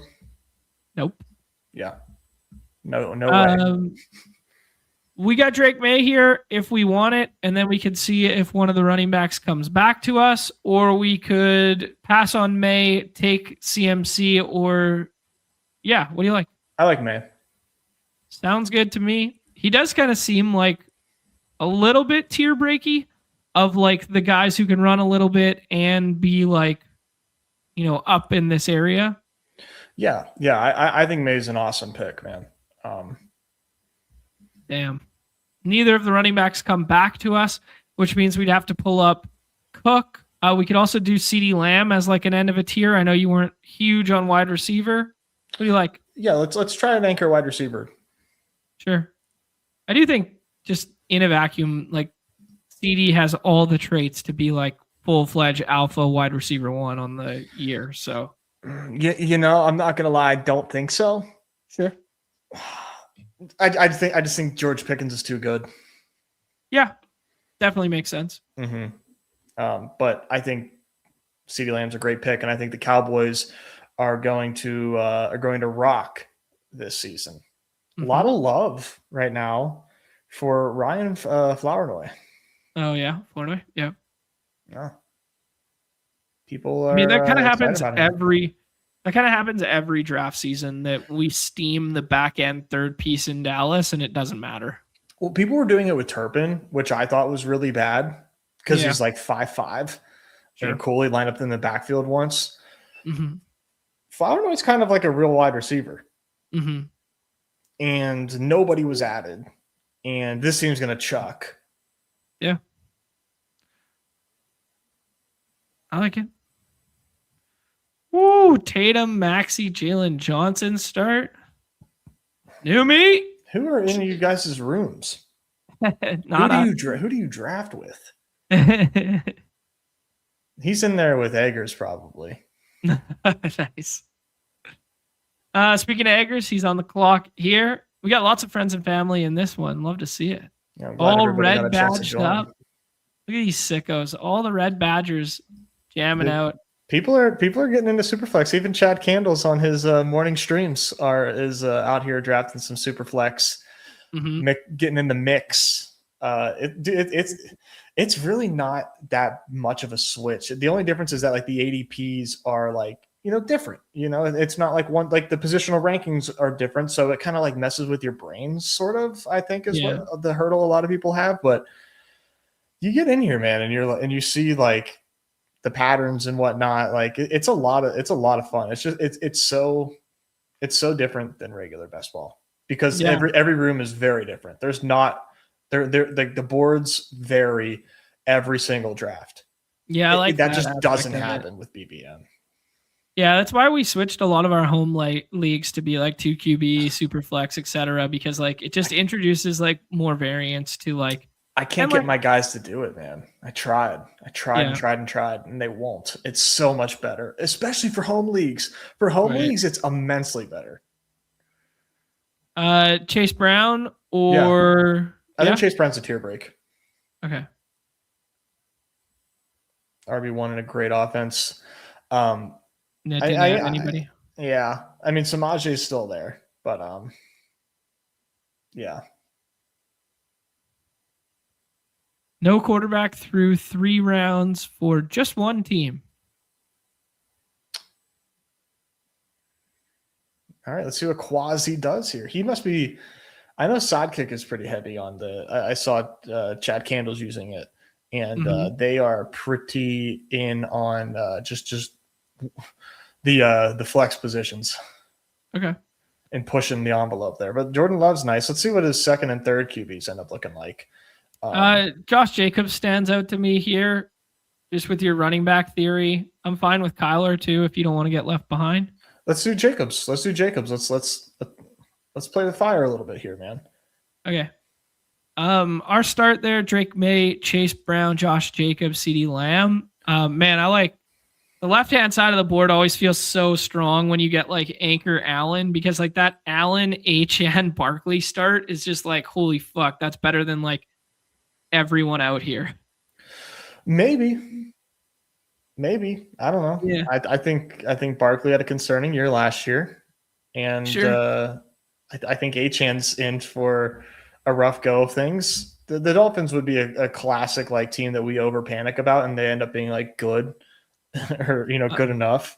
But Yeah. I do think that there's a lot of concern about Achan this season. The thing that Bijan and Gibbs are nice like consolation prizes if you don't get one of those like top QBs, and you see them go early here. Like even in Superflex, these guys go early. Like, Right. I don't know that I would take them over Jaden Daniels, but Yeah, you like the 3 quarterbacks first to start. I think it just matters more. But Yeah. Would you want to see a high stakes style Superflex? I mean, I'm a proponent of just like anything that is 3 or 5 max that the price point matters to me. Like those are the ones that I like. Like I'm not the guy who's going to 150 a $3. I'm not going to 150 a $5. Like that's just who I am. I'm a big proponent of anything that's like $100, like not even break the bank stuff, like just where the fill rate is good, not where you have to like tweet it out and whatever to fill a $500 lobby. Like I just want like natural liquidity in $50 and $10 buy-in, or $50 and $100 buy-in contests. Mm-hmm. Yeah, $100 you definitely have some trouble filling, but I think that would be very cool. Akers already won the contest yesterday, so I'm just playing for fun now. Yep. I love that. We talked with Dank the other day, Mark, just to like see like, hey, who are some of the guys that could, move up in their projections, and who are the guys they're nerfing, and that kind of was talking about the CMC convo there. They're like, if they didn't nerf him and they gave him his full workload and they didn't nerf him for age, efficiency, and potential injury risk based on his past, that he would be the 101 every year for the last like 7 years. But they have to like bake some of that in and bake in potential regression. So that's the reason he's not. It's interesting. Yeah, he would have been an awesome bet to get overweight on last year. I did not get enough of him. The guys to our right have 1 quarterback and 2 quarterbacks. Devontae could be a riser, but I don't care which wide receiver we get in this tier. I would definitely be a proponent of taking CJ here. Yeah, let's take CJ. Like, I'm a little worried that Houston's defense is just so effing good that they just never have to push the ball. And like we saw peak CJ, but OC change, a full healthy year of Tank Dell and Nico Collins, and an upgrade at the running back position. Like maybe they're a team that's just has the #1 defense in football and squeezes the air out of the ball. Or maybe they're like forced into some throwing scripts and he turns the clock back to being the guy we saw in his rookie season kind of thing. Yeah, the defense could regress too. I don't know. They added some pieces in the draft that make them like even stronger. Like D-line guys. I know, but like it happens every year, It's like true. It's so rare for a defense to stay elite year over year. True. Yeah. It's not very easy. Yeah. Judkins and Devonta there. We see a Cam Ward pick. So the trade-off of going Smith and Jigba, Jonathan Taylor, Neighbors is that you end up with Love and Ward. Whereas, we'll have our pick of like, and he goes Danny Dimes, which is fine. I'd be fine with Bryce Young here. I'd be fine with David Montgomery for a tier break and a stack. And I'd also be fine. I'm fine pushing wide receiver here. I'd say Young. Yeah. Oh, yeah. Between him and Montgomery, it would be Bryce. If you floated out Scattaboo, I might have let you go with Scadaboo over Bryce Young. Interesting. Okay, so you like Scadaboo over the Travion Henderson and David Montgomery tier? Yeah, I mean, I'm not saying that you don't, because we were just drafting, but like, do you not? No. Really? Yeah, I mean, I'm a little bit scared of the injury. I'm a little bit scared that a lot of his production didn't come tethered to Jackson Dart. I don't know. Jackson Dart can run a little bit, and they can use him at the goal line. I'm scared that they rotate. I don't know. It's a new regime, right? So we'll see if Scadaboo's role is similar to last year or not. I've just seen it for so many years of David Montgomery, and I didn't see enough from Woody Marks to like scare me. I'm bullish. I'm bullish on David Montgomery just being like mispriced Joe Mixon with like more juice. Yeah, but Joe Mixon had like a passing work role. Like David Montgomery is a 2-down running back. You know, like yeah, he's got the goal line work, but like they're not even going to be that great of an offense, even though we have CJ. I guess it could have been a bit of a correlation there. Scadaboo has both. You know, he is the goal line back. He has passing down work. Now the volume, you know, is I suppose in question with Dart. Not enough sample size. He's coming off the injury, but they didn't add anybody. Right. Yeah. They didn't add anybody. I think the spot I would push back, and like we're Scatterboys. Boys. I love Scatterbo. I love Scatterboo and just like in a vacuum. Like I'd push back on the 2-down stuff of Montgomery just because he had Gibbs there, and Gibbs is like the most prolific pass catching running back in the league, or one of like 3 or 4 kind of thing. Like that doesn't imply that he doesn't catch. Like he had 40 catches like 2 years ago when Gibbs missed time, right? Like he had 40 catches. Like he's had 30 catches. He's had like stuff like that in the past, right? Yeah, I suppose. I think like you still have Woody Marks, who is fine. Yeah. And that's like what he's better. That's what he is like better at than being, a workhorse. So yeah, I think that the touchdowns will certainly be there, and that matters on Underdog. So it's splitting hairs, but I prefer Scottaboo. Ramondre would be the top of the running backs, but then we got all of these wide receivers to choose from. Is Devontae Adams gone? Shit, he just went in front of us. I like Burden. I'm cool with Burden. Wow, it feels weird to take Luther Burden over JMO, Terry, and Mike Evans. It feels weird to take him over JMO. Yeah, I'm totally fine with taking him over Mike Evans. Okay. Yeah, I just looking at this from an ADP standpoint, I think Adams was my favorite, but he went right in front of us. I think I would take Luther Burden behind like all of those guys. Mm-hmm. I think Luther Burden is absolutely that guy. Okay, cool. And then that's the reason they could give away DJ Moore is Luther Burden. Yeah, let's look at running backs. Same grouping, Ramondre, RJ Harvey. I'd probably say Ramondre. Okay. A little bit of correlation with Drake too. Mm-hmm. I mean, he caught some passes in the playoffs. Yeah, I know they spent the draft capital on Trevion, but I really do not foresee Trevion overtaking Ramondre. Ramondre has so much trust there, and was better, simply put. Yep.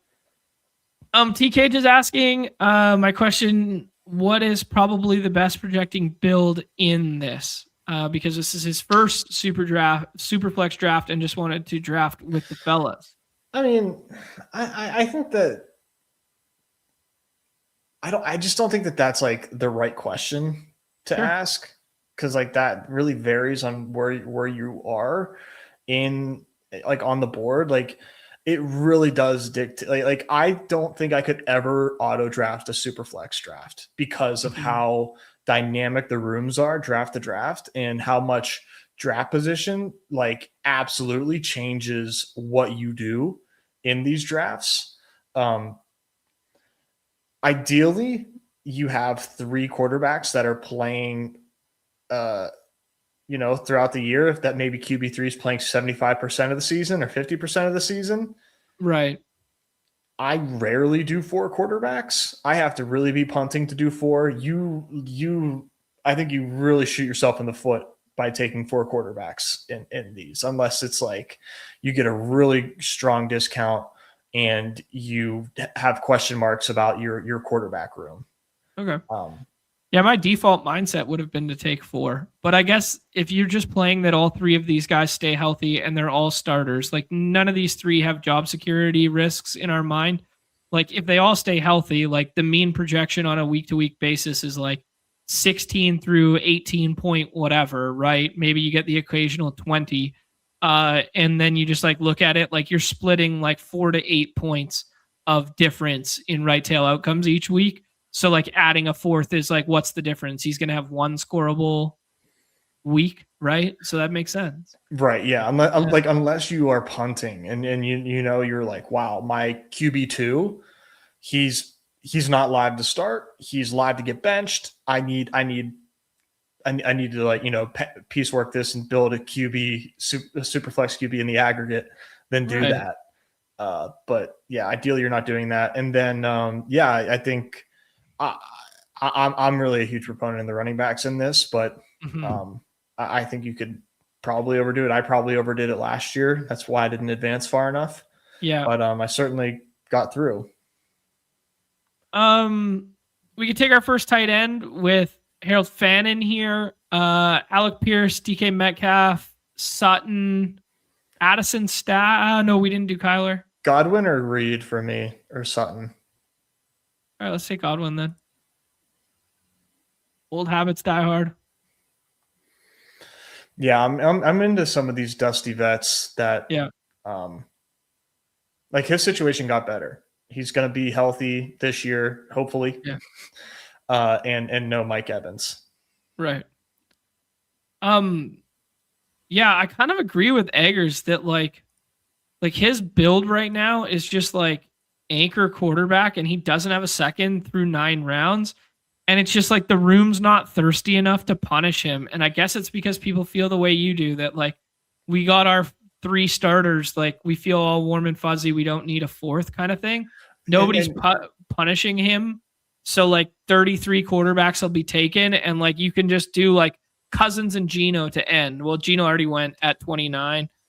You could do Cousins at 34, and you could do like hit the QB button. Well, we're gonna pick here. I didn't realize Metcalf was there. I don't mind Metcalf. I'm not trying to take a tight end here. I think Metcalf or one of these running backs, if you hit the green button, if you like any of them. I'll take Metcalf. Okay. I mean, it is interesting that you get into this, and this is why you were bullish on taking quarterback and running back early, is you get into these debates of like Ja'Cory Krosky-Merritt or like Kenneth Gainwell, who like, might be 2s on their own team and might be like 8 to 12 touch guys a week versus like alpha DK Metcalf. And, maybe DK Metcalf's role is shittier this year, and maybe Rodgers doesn't come back or something like that. But it's like, we know that this is a proven like 1K guy versus those other running backs there. So yeah. Yeah, I think he was the play there for sure. We're gonna end up taking. We should probably have a lot of more running backs on this team when it's all said and done. Like I think we'll probably end up with 6 or 7 potentially. 6, yeah, my mind goes to 6, and it goes 3 tight end build and whatever. But yeah, maybe even 7. I mean, yes. I don't hate tacking on like a 4th quarterback, but I guess it's kind of like, what's the archetype of a quarterback that matters on this team? It's like a moon shooter, like, Fields or Flacco, like a contingent upside guy, right? Yeah. Now, if you're like in Eggers' shoes here, probably doing Kirk Cousins, probably doing Deshaun Watson. Carson Beck is in his future. But these guys aren't going very high. So right. Yeah, I mean, I think Cousins and Deshaun double tap was what I would do there. Mm-hmm. And you just like hope you get like 6 games. Yeah, I don't know. Maybe he waited 1 round too late.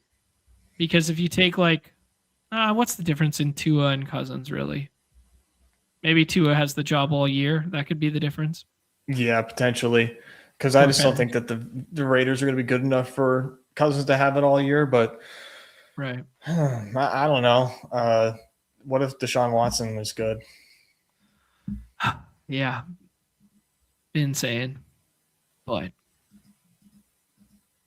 yeah, I like this from Oli. Rolly Doink says 3 quarterbacks and then a star running back. That was kind of what we emulated off the top, but we did zag for the CD pick.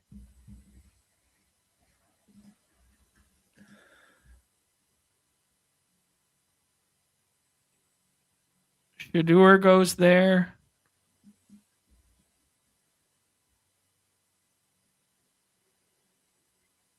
Yeah, that makes sense. I think I know who I want with this next pick. Okay. Let's take Jonathan Brooks. Cool. Let's just shoot the moon on like the health is good right now. Everyone believed in him once upon a time. It's awesome that he's not limited at all. Right. That was a great blurb to receive, and he should be rising big time because of that. He should be going like he should probably be going ahead of Kyle Monangai. I don't know. Yeah. Maybe not, but at least like they should be closer. I might be splitting hairs, but that's just such good news for Jonathan Brooks, man. Right. I agree, man. I agree. I'm gonna look at something in a half second here. I'm just kind of curious. Give me one second. We'll make this pick for us. A lot of running backs, a lot of tight ends. Who do you like? What running backs are there? Sharps, Woody Marks. No. Let's go wide receiver. I would say Quentin Johnston or Xavier Worthy. Not fun. Okay. Yeah, full punt tight end. I think this would have been like a nice little spot, I think, for tight end, because you still got like some floor ceiling guys, like weekly point guys. Once you get past this, like Kittle, Ferg, Kelsey, like, I mean, maybe you're just Goddard pilled. We'll be all right. I got you. I got you. Don't worry. Okay. Don't worry. Sounds good. I think the opportunity cost at tight end is so much greater in Superflex that it's a lot easier to punt tight end in Superflex. I agree up until a point. I agree like round 4 through 8.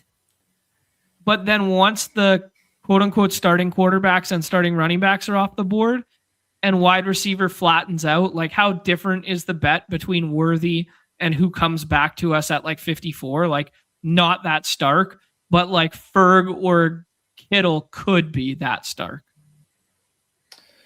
I guess I don't agree. Okay. I think the worthy range of outcomes are pretty high. We were drafting this guy in like the 5th round, sometimes earlier. You know? Sure, but so were we Kittle last year. Like Kittle like has the ceiling to be Achilles. Yeah. You know, I mean, I know that the recovery is going well, but yeah, he tore his Achilles. Okay, we're gonna have a decision there in a second. My side quest right now. Okay, give me 1 second. Side quest. Okay. Running backs in this class who are the same age and or older than Jonathan Brooks. Nick Singleton, Emmett Johnson, Desmond Calliborn or whatever that everybody likes in the last round, the Wake Forest kid. Price is older. Connors is older. Jonah Coleman is the same age and or older. Mike Washington the same. Katron Allen is older. So like, you know, we lose sight of oh shit, we're up. Coker or Algier. Sadiq is our tight end plan. Oh yeah. Yeah, I think I'm going to be soft out on Sadiq this year. No? He's too athletic? Too athletic? Yeah, dude. Yeah, we got to be on Sadiq. His price is like magnifique. All right. So good. Okay. Freak absolute freak athlete. Yeah. Mid first round draft capital. Yeah. Like total runway to being tight end 1 on the team. Like Mason Taylor's blocking him. He's not. He's there. He's not blocking him. Yeah.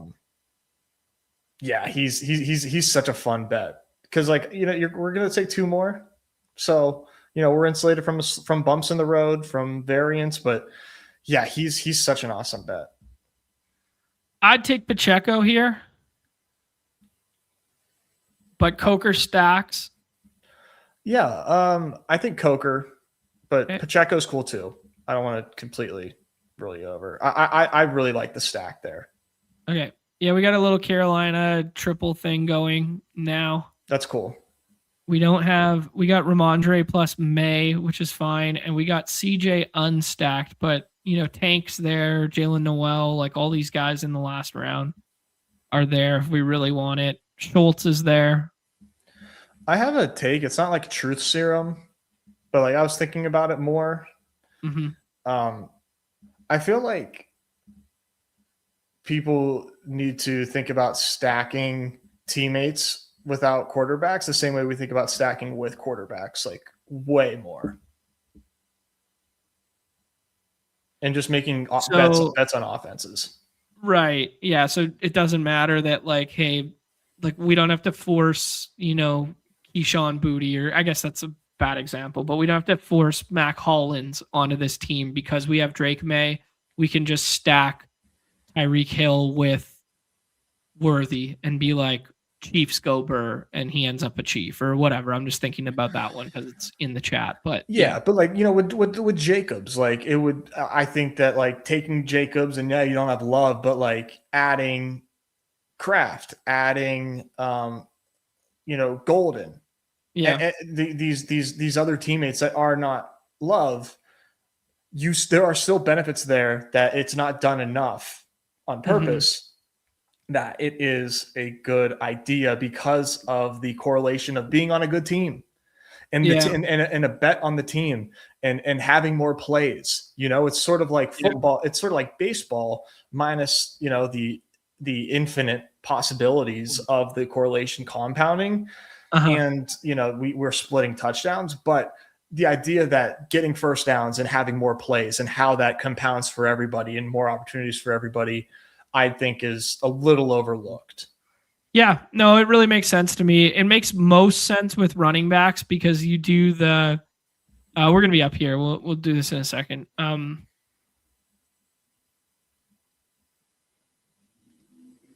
Who stands out to you?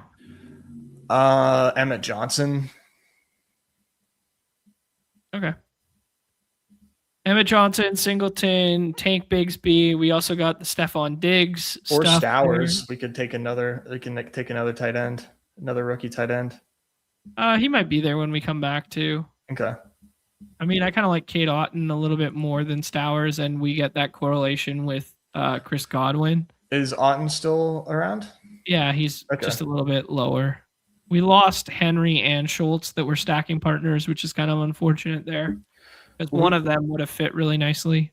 After we make this pick, I don't want to pick on these guys, but I do want to see the Bowers and the McBride teams and see like how they're doing and see if we think that the elite tight ends, how do these teams look with them?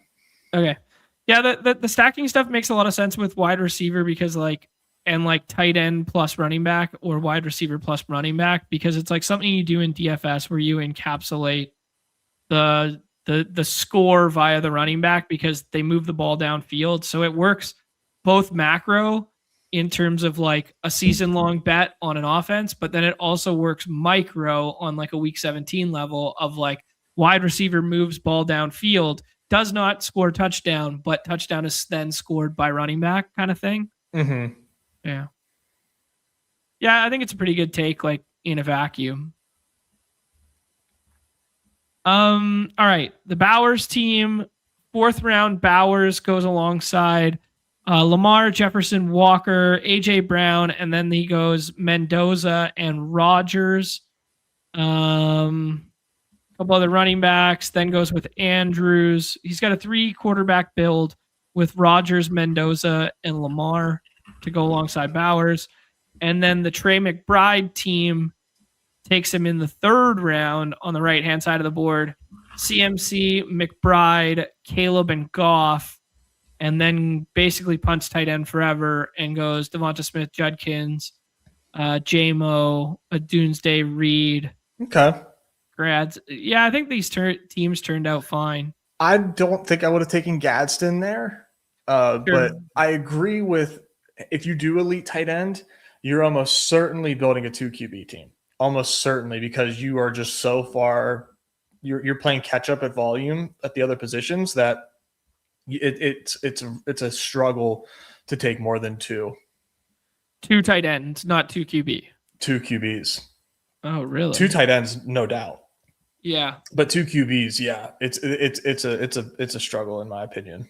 Okay, interesting. I don't think I'd ever show up with a 2 QB build in Superflex. No.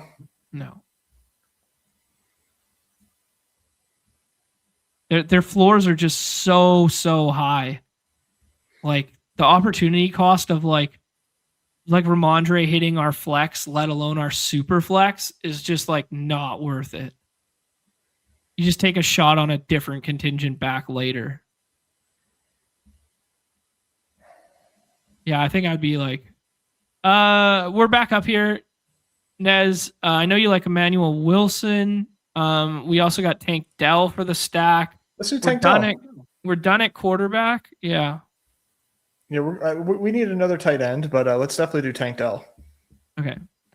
Yeah, we got Sadiq and Cade Otton. That's a pretty weak tight end room right now, but JT Sanders stacks if he's down here somewhere. But yeah, Jatavian. I like Darnell Washington too. Ingram. I'm scared about Pittsburgh who the quarterback's going to be, but I guess it's going to be Rodgers. It's going to be Rodgers. That whole tag was just so that way there's no. It's to keep us from asking these questions. Who's going to be the quarterback? You're not going to. He's going to sign on training camp. That's the only day he can sign. Right. Where's Freiermuth going? At a fine spot. Did he go way early here? Did he go at all? Oh, he's on the left side of the board. Left side of the board. Down. Your mouse is almost on him. Oh, there you go. Third team. There you go. James Conner. Claiborne. This is what these guys are talking about here. Gesicki. We need a tight end. Yeah, we panicked. Claiborne's interesting because Aaron Jones is old as shit, and I don't think Jordan Mason has flashed anything. So there's us justifying that. Yeah, people like him for whatever reason. Do they? I don't know anything about him, to be honest. Yeah.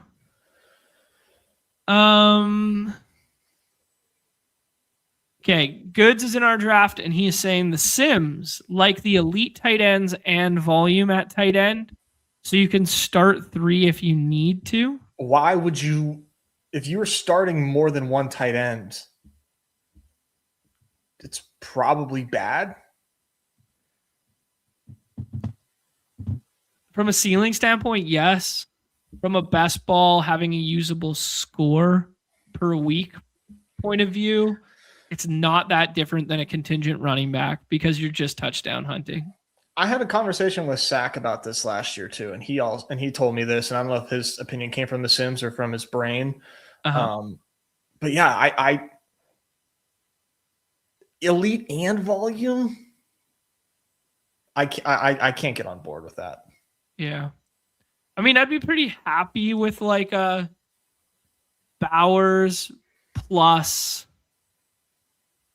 Think of a good comp. Bowers and Kraft. Yeah, I was gonna say Bowers and Ferg. Yeah, same idea. Ferg being like ever so slightly worse than Kraft. Ever so slightly. Kraft is gonna absolutely destroy this season. I like the confidence. I mean, I don't know how you can. I don't know how you can not have confidence. He was like the engine of the offense last year, and Yeah. they remove Romeo Doubs, and they're like, you know what, we're okay. These targets of which he led the team with, that's fine. Don't need them. Dontavian Wicks, target leader 2 years ago, don't need him. Yeah. How are we gonna land this plane? I think tight end is definitely let's in look our at future. let's look at our players. We're on deck here. Let's hit tight end.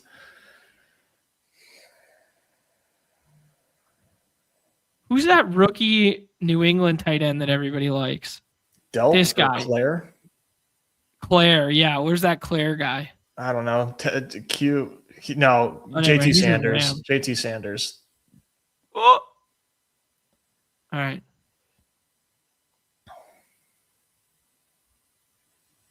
Michael Mayer had some usable weeks last year when even with Bowers. Yeah, even with Bowers, but like that tight end room that wide receiver room is so decimated that like he's not terrible. Okay. 3-6-7-3. What position are we looking to add? Potentially a fourth tight end. Wow. What running backs are there? I like Justin Jolly. Najee I also really like. I think Najee's going to sign with the team. Seahawks or Lions. All right, I'm fine taking Najee. I'm fine with that. Yeah. Okay. So this is where I think my mindset differs a little bit from yours, where like all these back end dart throws are basically zeros anyways in a 20 round. Like Justin Jolly, like what's he going to give us? Like one fucking usable week? Like even if he usurps Evan Ingram or like whatever, like why wouldn't I just take like a dart at a quarterback who could score 25 points in the weeks that he starts? Like Flacco stands out like quite a bit to me. Yeah, but like I'd rather take a chance on a guy that could like win because of performance issues most of the time. But sure, opposed to like contingent. Mm-hmm. But there are drafts where you are drafting contingent. Ollie, what about Kraft's torn ACL with that there? Dude, Kittle tore his Achilles like late in the season. Wasn't it in the playoffs? Yeah. Yeah. Kraft tore his ACL mid-season. The timelines are different. Their ages are way different. Yeah. Yeah, I think 4 quarterbacks viable. I'm good with 4 quarterback. Like what you win when you win is just like so much more. Because like what do you win when you win on like Greg Dulcich or like Mason Taylor? Well, it's like you probably win like 480 yards and 4 touchdowns. And it's like you just get like 3 usable weeks. Whereas like if you hit on Flacco or if you hit on Anthony Richardson getting traded and finding a starting job, if you hit on Trey Lance taking over in an ambiguous situation, if you hit on something like that, it's like the same contingent play at running back, except for the floor for raw points is higher. Yeah, I think if you have time to think about it and dissect these teams, 100% take shots on quarterback other than like a 5th tight end for Jaegerbaum there, who is probably auto drafting. Right. Yeah. Fun format, man. It's definitely interesting. I like simulated idiot management system. Good one. Go individual Charles. Missing sanity. Fuck yeah. AZ Cards is on a roll right now. I hate the Packers so much, but he appears to be him.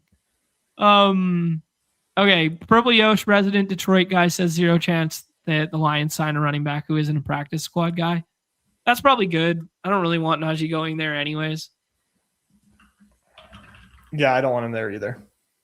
Kraft timeline was torn in November, so that sounds very similar to the Chris Godwin timeline of 2 years ago, where he came back in. He was practicing week 1 and he was back for week 2. Yeah. Yeah. Dude, Pacheco didn't even sign for $2 million. Yeah. A lot of those contingent running backs. Who was the other one I was looking at that was like piss poor money? Rachaad White, piss poor money too. It's a thankless endeavor, dude. It's crazy being a running back. I'm not signing my kid up to play running back ever.